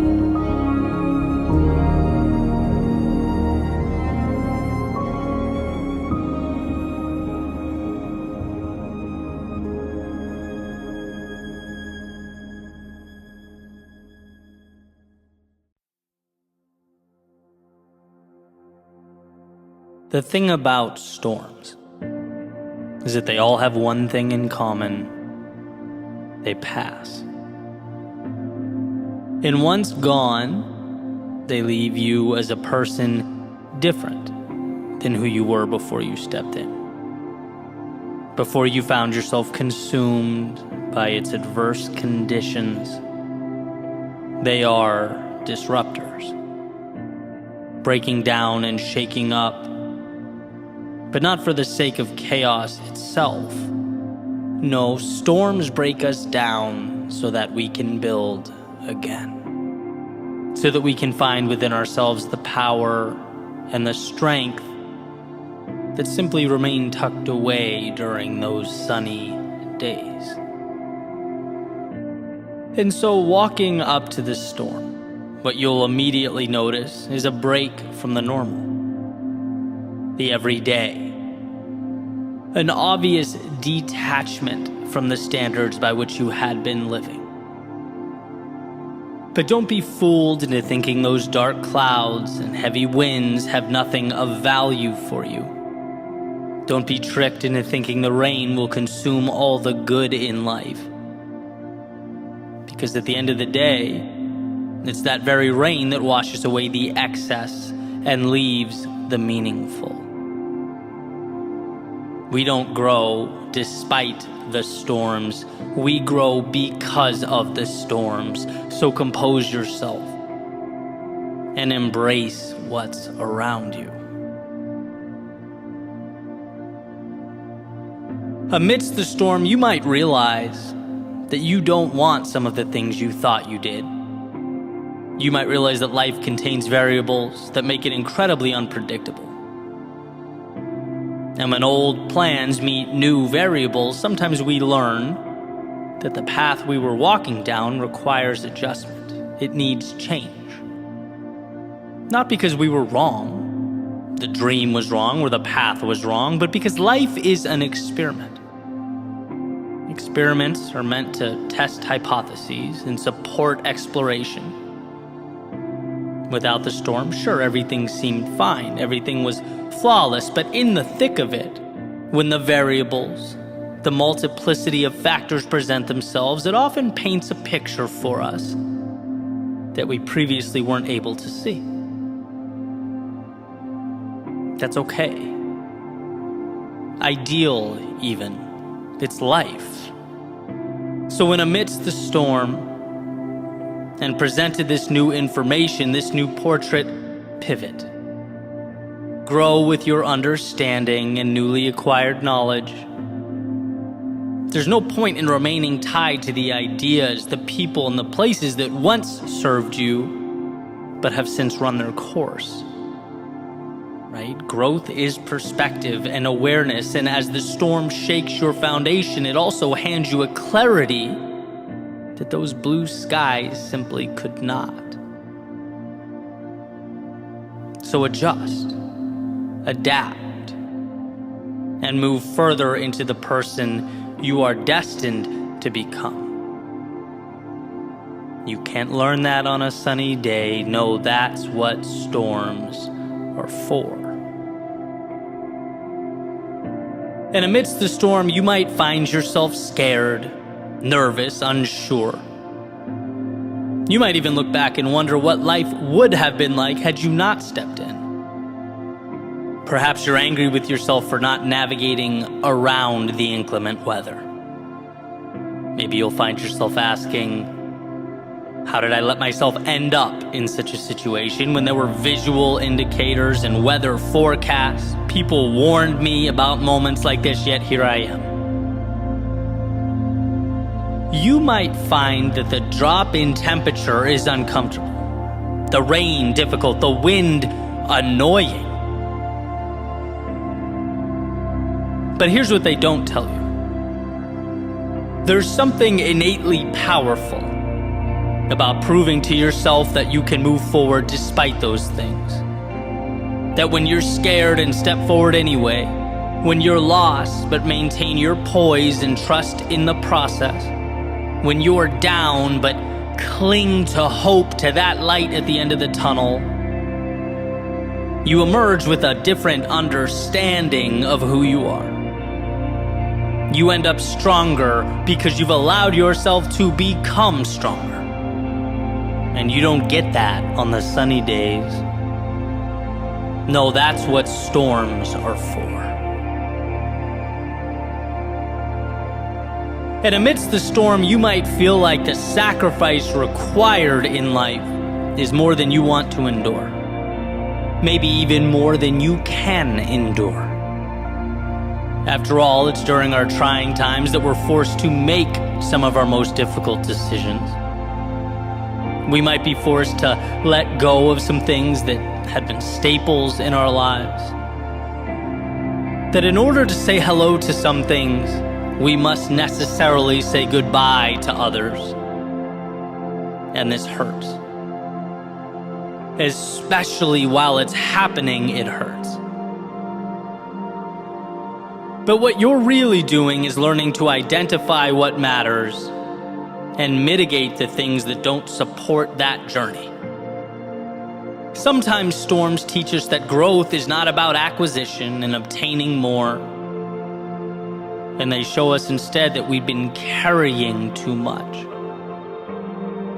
That we become accustomed to surrounding ourselves with things that no longer elevate or inspire or push us. And the best way to evolve is to move forward with less. So when you see parts of yourself fade away or dissolve, hold your head up.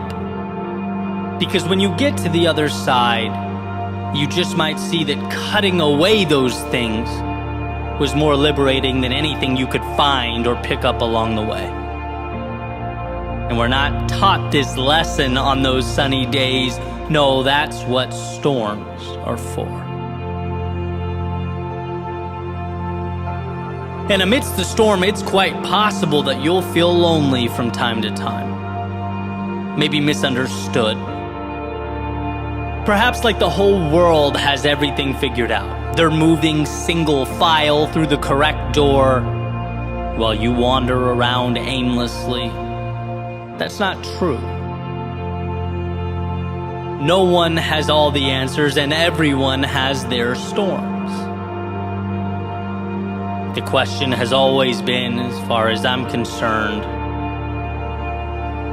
what will you make of yours?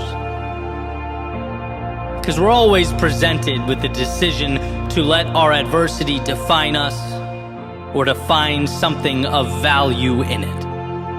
The opportunity hidden in plain view. You're never alone in your pain or your distress. Those things are an inevitability tied to the miracle that is life. But what you are is powerful. Powerful enough to learn in your solitude and bring that understanding back out to the world. Powerful enough to let the lessons guide you to something beautiful. Powerful enough to find the meaning underneath the turbulence. We often confuse our times of greatest transformation with setbacks.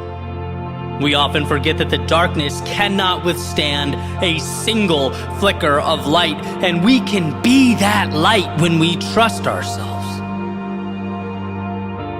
It's a lesson that can't be taught on sunny days. No, that's what storms are for. And that storm, that very thing you want with all your heart to avoid, it's not antithetical to your happiness or your prosperity. No, ultimately, it's how you create those things. The trials and tribulations help us look at life from different angles. They remind us what we are capable of. Show us we can do so much more than we thought, that we have in many cases been accepting a reality that is not our own, that is just the beginning. And so whether you were on the outside looking in, or at this very moment in the heart of chaos, remember, this is making you who you need to be. And sure, it never feels good in the moment. It's never exciting when it's happening. But there will be a point when you look around and see a world unlike the one you stepped away from. One in which you are stronger, bolder, wiser. One in which you have greater clarity and understanding, a better sense of who should be with you and where you are going. It's not despite, but because of the storm that you'll rise from the ashes and from the quote-unquote misfortune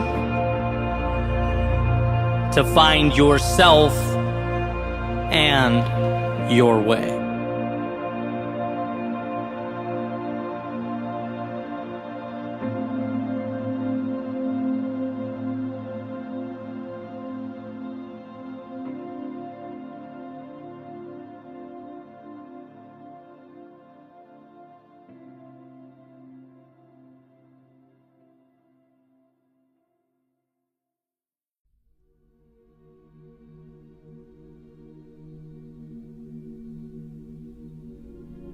It's not about what happens to you.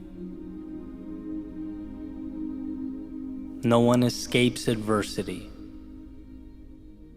No one lives free of discomfort or misfortune or struggle.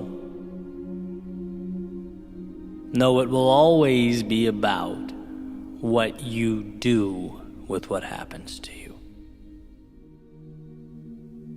In other words, it's not the event, it's the response. Not the obstacle, but the ability to navigate around it. Not the wave, but the ability to ride its momentum to something greater. It is not what happens to you, it is what you do about what happens to you. The famous Roman emperor and Stoic philosopher Marcus Aurelius said, "You have power over your mind, not outside events. Realize this, and you will find strength." And I think this realization comes down to the fact that there is always a way. Buried underneath it all, something powerful to leverage. But getting to the value calls for a rewiring. A change in the questions that we ask. Not, how could this happen to me? But, how can I be better tomorrow than I am now because of what happened to me? Not, can I still be that person or accomplish what I set out to. But I am that person. Now, how will I adjust my path so that I get there? We're operating within a world of value, limitless opportunity. The difficulty simply pushes us to that value faster, expedites the process. It forces us to open our eyes and see that the world works for us. So you take, for example, the fear of starting something new.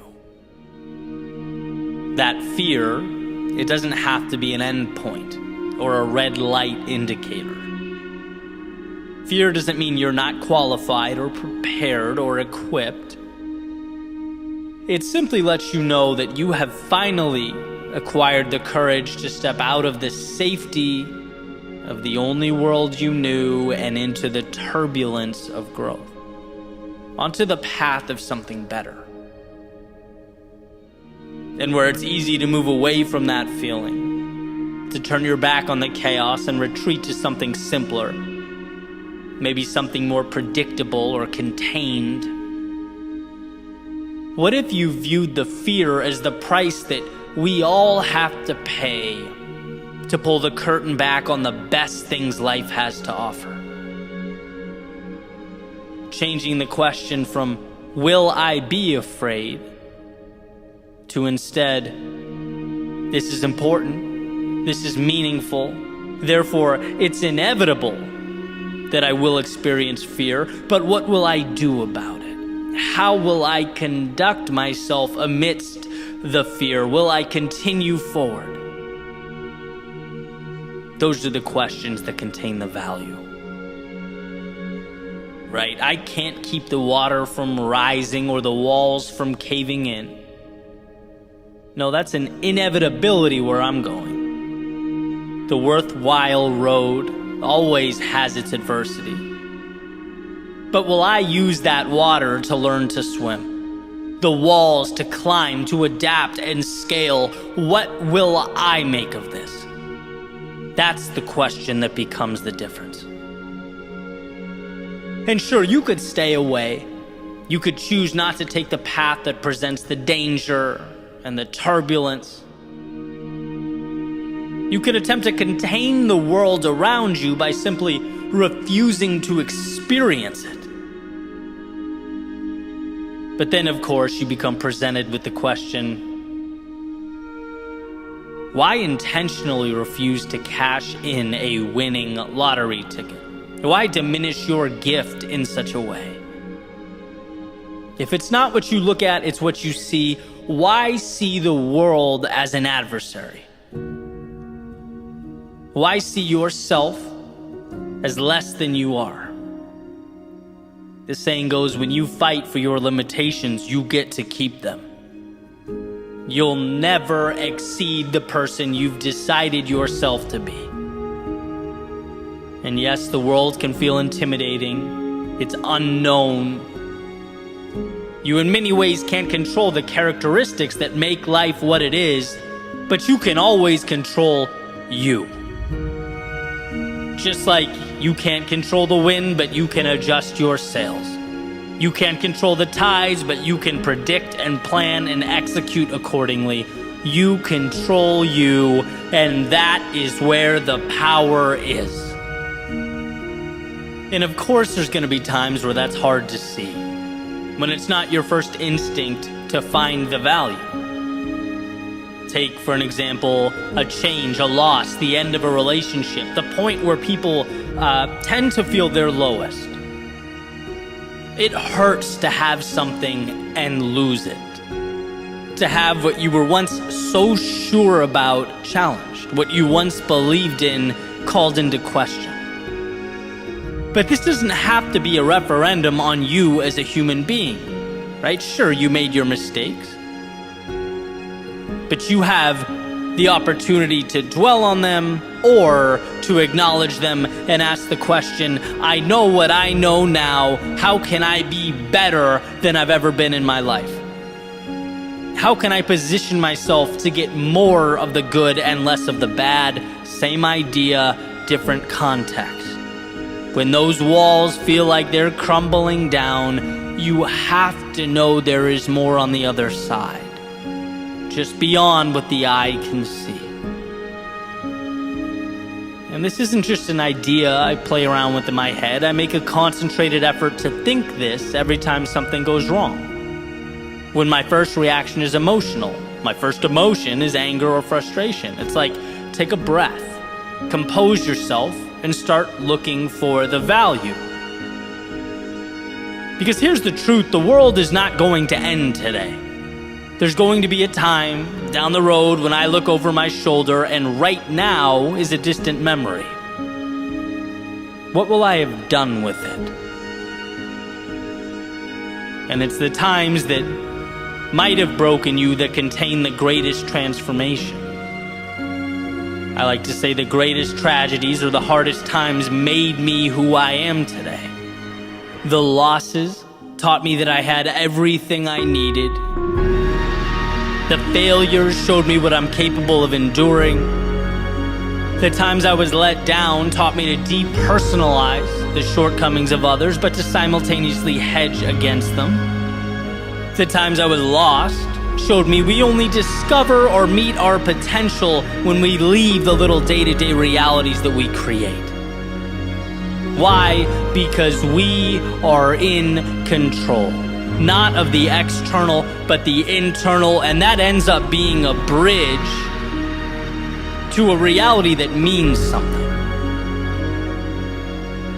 So when you find yourself at the base of a mountain looking up, understand that there are two ways to perceive the climb. You can see it as the gravity pushing down on you, as Earth standing in your way, or as an opportunity to ascend to a version of yourself that previously not only didn't exist, but wasn't available. This is your opportunity. The same opportunity that the vast majority of the world would disregard or misinterpret, that most would feel fear of and be dissuaded by. Most would live in the stories about who they aren't and what they aren't capable of, but not you.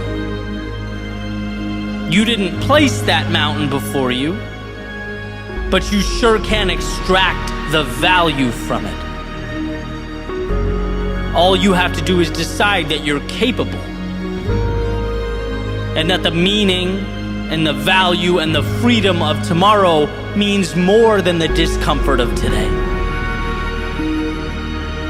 If you allow that for yourself, you will become truly unstoppable. Not because the path simplified or got easier, but because the traveler trusted himself to walk down it.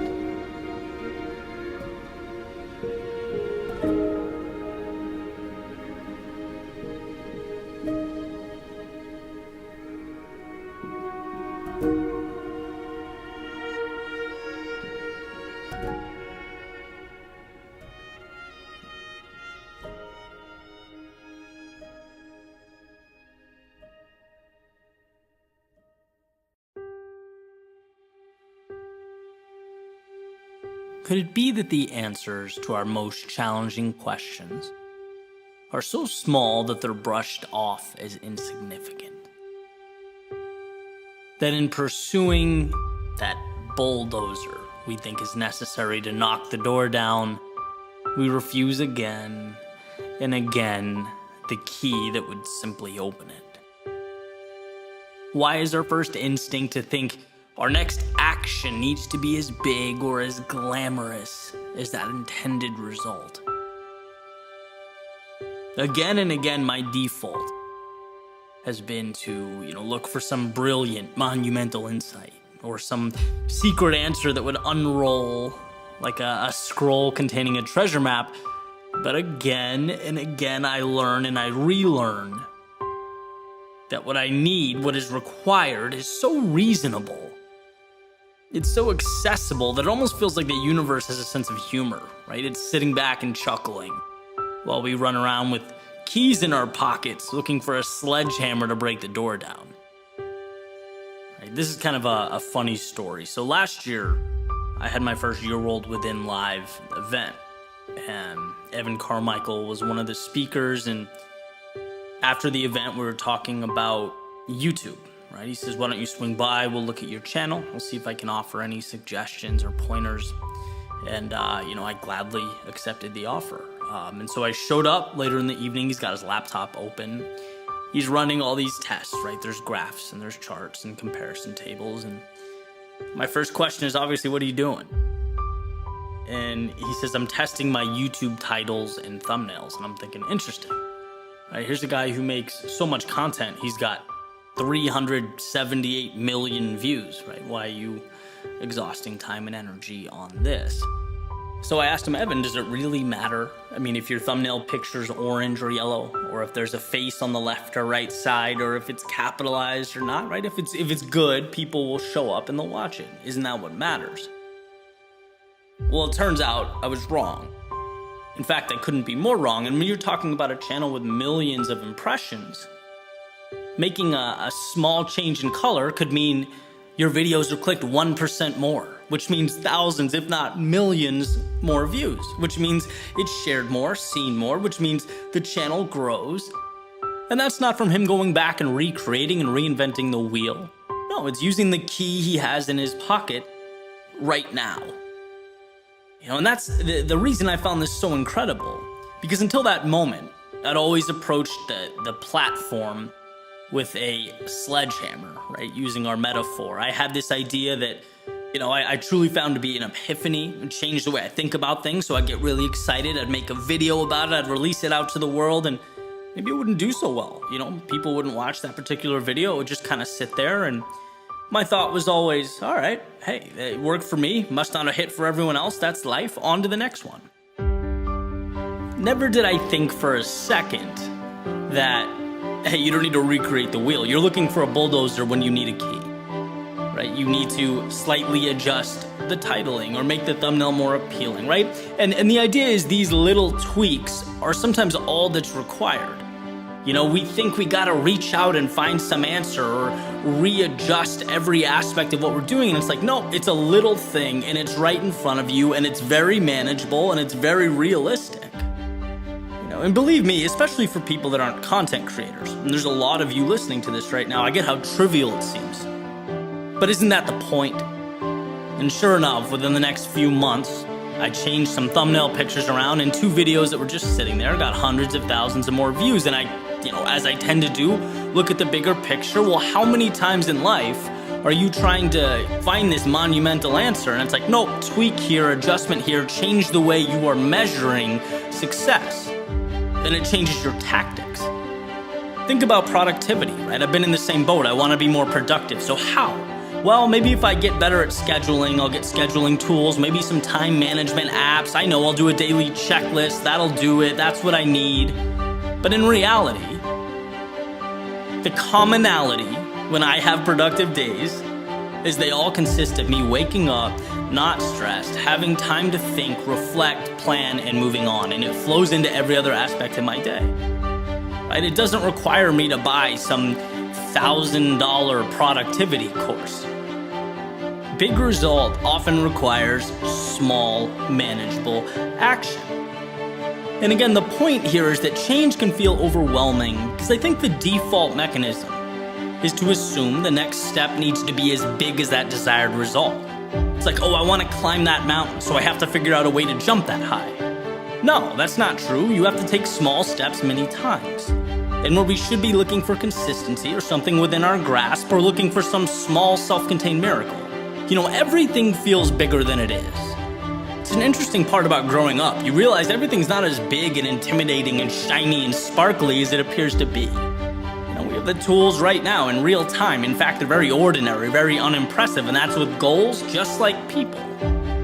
I grew up seeing pictures of my grandfather, who was an admiral in the Navy, talking to American presidents and heads of state.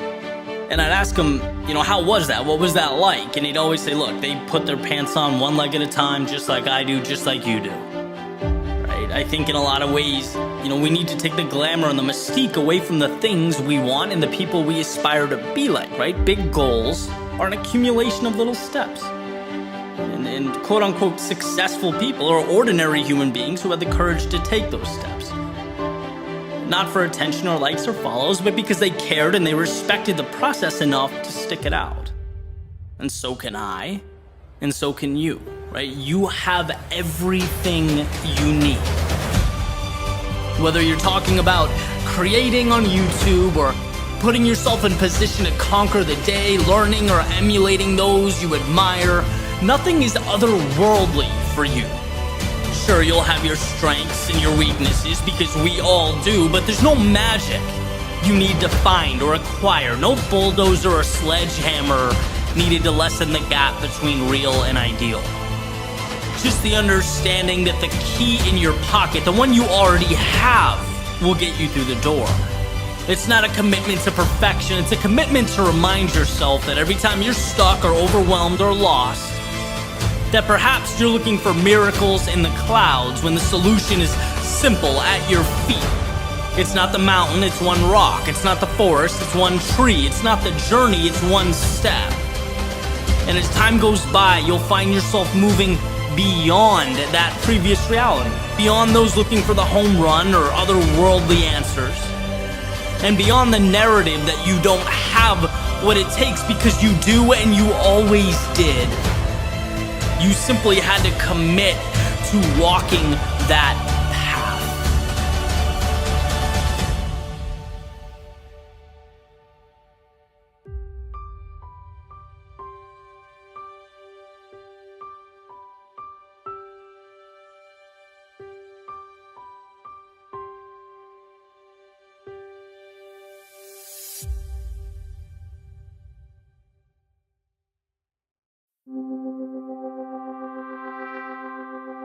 How can I be happy all the time? It's a question I get probably more than any other, right? And every time I read that question, I pause for a second and can't help but think that it's somewhat misguided. Happy all the time. How can I eliminate everything? And I guess the thinking is, it's folks that know the channel and watch my videos, right? So they hear the perspective and the positivity and the messages, and they want that to be a constant reality, and I get that. But the part that I think is overlooked is that those breakthroughs, right, those lessons learned, they come from stories that were carved out from hardship, right, from some of my most difficult times. It's not that happy isn't the goal, it is, but at the macro level, it requires micro adjustments, right, periods of difficulty. We're human, we have emotions, we have highs, but you bet we have lows, and there's good, but there's also bad. And I don't believe that happy all the time is the target. And the target's everything that comes your way, the good and the bad, making something out of it, a net positive, finding happiness in places where perhaps we didn't see it the first time, right? Thinking big picture, thinking macro, our overall contentment with life. See, that's the beautiful component that we're prone to overlook. And so I thought for some clarity, what I'd do is start from, day one, when I started this journey, this entrepreneurial, process. And I'd go through some of my messaging, some of the videos that I've released along the way, and talk about why, how I got to that point, how I got to that lesson learned, and why maybe happy all the time is misleading. The first video I ever released, it's called Ode to Excellence. And essentially it's a promise to myself to never quit, to never give up, to never back down, no matter how difficult things get. And I wrote that after my first true entrepreneurial project. I was on my own for the first time and love music, right? Music's always been sort of the backbone of my creativity. And I thought, you know what I'm gonna do? I'm gonna put everything aside. I'd saved up some money. I'm gonna record an album, an acoustic album. And that's what I did. And I blocked off the world, and for 3 months I wrote songs and recorded them and edited them and mixed them and mastered them. Put them all on CDs. I sent the CDs to radio stations, clubs, bars all around Boston. I thought it was gonna, be this life-changing thing, and it was, but not in the way that I thought. The CD got no traction, right? Family, friends bought it, were very supportive, but, that's really where it ends. And it was the first time in my life, truly, I'd given everything for something and gotten no response. It was the first time I realized that effort does not always equal a result. But here's why it was the best thing that ever happened to me. One, I realized that maybe it's not that good, which, looking back now, is what you'd expect doing something for the first time. It's like, dude, you have to hone your craft. You have to write 2,000 songs. You have to put in so much more time to be at a level where you want to be. You can't just think that it happens overnight. Right? And that was a very important thing for me to understand. The second is I realized that I was at the bottom of a very big mountain looking up. This is a process. And it's going to take persistence. It's going to take patience. And it was stressful, right? Particularly because I didn't have that safety net that I once had. I wanted to retreat back to the simplicity of what I had, the sort of the reassurance of a job. I wasn't sure that the cost, the uncertainty of the moment was worth it. It was stressful. But that situation helped define me, right? It wasn't perpetual happiness that taught me this lesson. No, it was one of my toughest times. From that failure came my resilience, came my ode to excellence. I wrote a speech called Perspective. And this is, months down the road. I saw my first kind of glimmer of light, right? I've been, doing the music thing and also creating a brand on YouTube and sharing my thoughts, telling stories, and I finally saw a little bit of success. I wrote a speech called Running in the Rain, and it was getting traction. It was doing well. It was being shared, creating buzz. I was getting speaking inquiries, all these things, and I'm like, all right, well, here we go, right? Let's go, a little bit of momentum. And I woke up one morning and I got this email from YouTube, and it was like, we had to remove the video from your channel because you broke community guidelines. And apparently I put some keywords on the bottom of the description to help it get traffic, running, inspiration, things that would help it sort of move to the top of the pile when someone searched for it.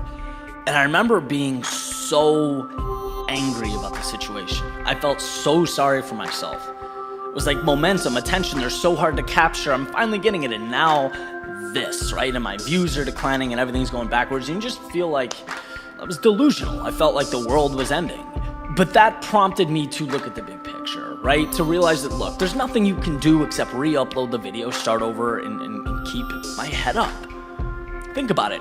Life is going to throw things at me that are much more difficult than this, right? There's going to be difficulty and loss and problem, even tragedy. And if I fold over a video being taken down, I don't really have a shot, right? So from that tough time, I gained perspective. I learned to toughen up.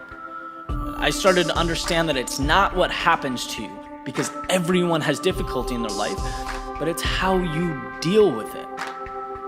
That's what brings happiness at a macro level. I wrote a speech called Dancing with No Music. I remember the situation exactly. I was sitting at my desk, kind of brainstorming a new project I was going to work on, and my phone buzzed. I pick it up, and I had a text message from a friend at the time, and he accidentally sent a text message to me, kind of poking fun at me and my work and what I was doing. It was meant to be about me to someone else, and he accidentally sent it to me directly. And I remember sitting there thinking, like, dude, are you kidding me? Like, these are the people that are supposed to have your back. They're supposed to be, picking you up, encouraging you when you're, going through these difficult times. And so in that moment, I felt more alone than I had in a while. It wasn't a great feeling, but it prompted thought.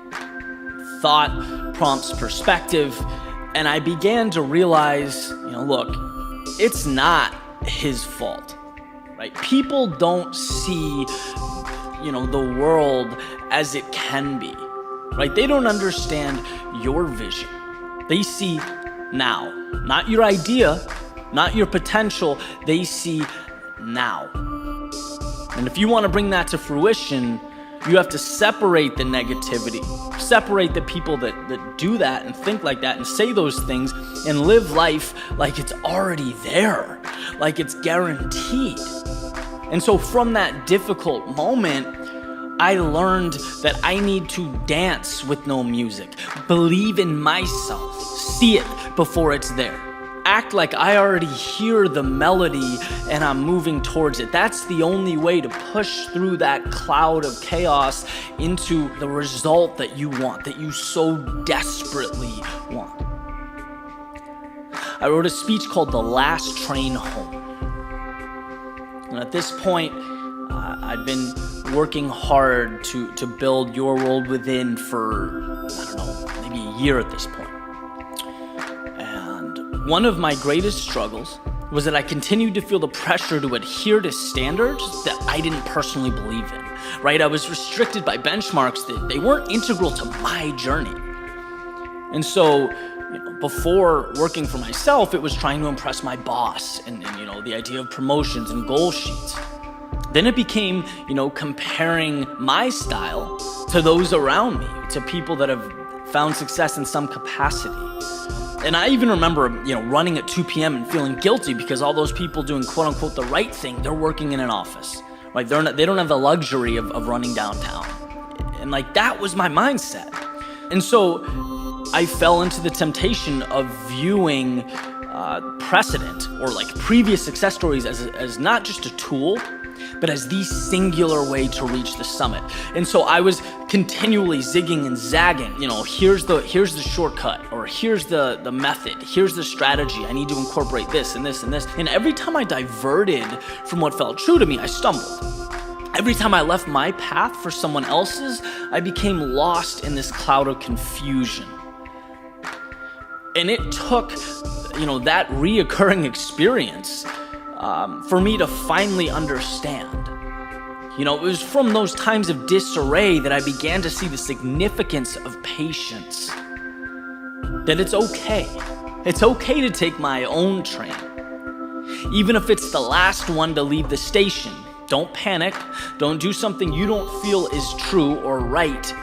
Believe that your train is there, it's waiting, and you will catch it.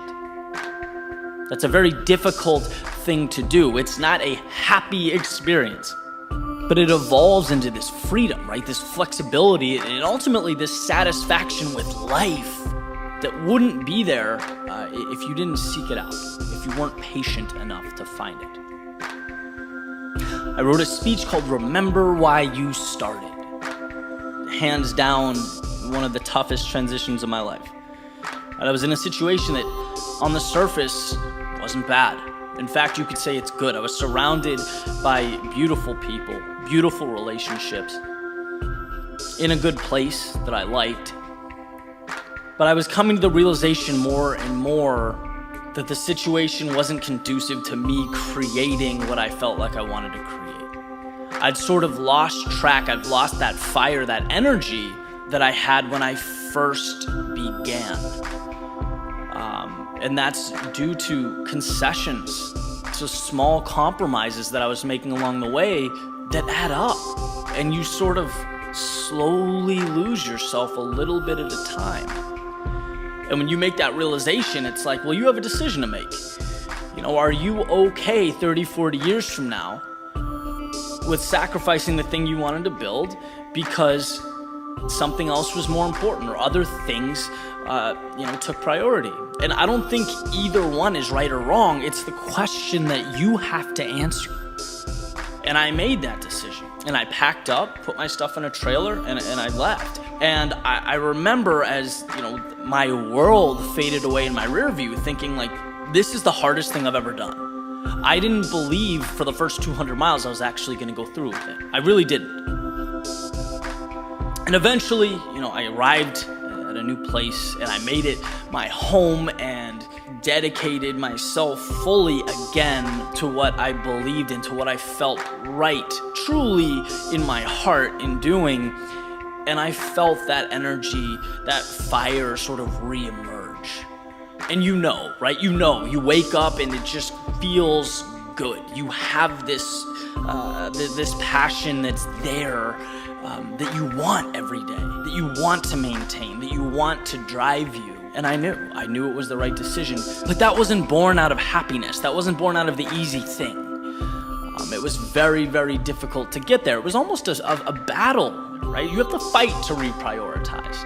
And so this comes up a lot when I hear that question. How can I be happy all the time? And it's like, well, you can do the easy thing that's easier in the short term, but then will you be happy in the long term? It's sort of a catch-22. It's a prioritization. It's understanding what makes you feel alive, what makes you feel truly good, authentic. And that's not a question of short-term, consistent, non-stop happiness. It's a question of long-term fulfillment. Sometimes we have to do the difficult things to create what we want long-term, big picture. And lastly, I'll talk about Ode to Excellence Part 3, which obviously it's been years since Part 1. And a lot's changed. The goalposts have shifted. The context is new, but the idea is pretty similar, right? It's a promise to myself to move into uncharted water, whether that's because it feels right, I'm called to do it, or sometimes just for the sake of sheer curiosity. It's that idea that sometimes what awaits around the corner can change your life, right? That unknown can be exactly what you need, and you don't know unless you move there. And the difference in context is that now I'm settled, right? Now I'm substantially more comfortable than I was when this whole thing began for me. And the danger in that is nothing's screaming at you constantly to continue to grow and evolve and develop, right? It's real easy to fall into routine and just kind of keep going the way you've always gone. And I remember sitting right outside talking to a good friend of mine on the phone, and we were talking, strategy, talking about growing our brands and just kind of the different worlds that we're involved in. And he asked, Eddie, why, have you stopped doing the music thing? I think there's something there. And, music's obviously been a big part of what I do. It kicked off my creative journey, as I mentioned earlier, with that album. It's been sort of, intertwined into this process. I write a lot of background tunes. I wrote the background music you're listening to right now. I haven't completely left it, but I've pivoted. And when he asked why it's been sort of in the background, I couldn't give a complete answer. I didn't really know. But as I began to think about it, the answer really rose to the surface. Right? I became so fixated on one dimension of what I was doing that I started to look at it through a lens of scarcity and ignoring the infinite possibility out there. I mean, really, in relation to what's possible, my accomplishments are a grain of sand on the beach. Right? It's very minimal. But that's not how you look at things when you really get lost in the weeds. I didn't want to hurt my credibility. I didn't want to lose what I built. I didn't want to sabotage a quote-unquote winning formula. But guess what? That's not what life's about. That's not what my brand or message is about. That's not what got me here, right? Exploring creativity is what got me here. It means everything to me. And that was such an eye-opening thing. It was such a beautiful reminder that, Ed, you're limiting yourself. You're not evolving fully. There's a treasure chest around the corner and you're too worried about losing your shiny penny. And it was from this predicament, right, being honest with myself, that courage and that determination grew. In fact, the struggle ended up exponentially increasing my overall happiness because it re-emphasized the creative flexibility necessary to do what I think's right. The third Ode to Excellence is a promise to keep that flame lit. And see, these are just a handful of little stories, right? They're little epiphanies. But I can say wholeheartedly that they shaped me. Not because every day of the journey I was constantly smiling, but it was the specific times that I wasn't that made me stronger. I'm happier now, my life is better now because of these situations. And that's what I want to emphasize, right? Happy all the time isn't the goal. It can't be the goal. Living a life you're proud of and turning the bumps along the way, the inevitable roadblocks along the way, into momentum, that's going to give you long-term happiness. That's going to make you feel better about every moment. It's such a gift to be here. We're so lucky. Let's move away from the idea that there are people out there that never have a bad day. Nothing's ever wrong in their life, because that's not only untrue, but it dilutes the opportunity in front of you. It makes you feel like you're losing when bad things happen, when in fact those are the tools to win, to live every day to the fullest, right? The reality is sometimes it is the Hallmark card thing, right? Hands out, sun on your face, smiling, humming your favorite song. Life is good. Sometimes it's picking up those little pieces when things feel like they're falling apart around you. But know that regardless, right, either one or anywhere in between, there is positive there. There is power at your feet. Just find it, hold it, and by all means, keep moving forward.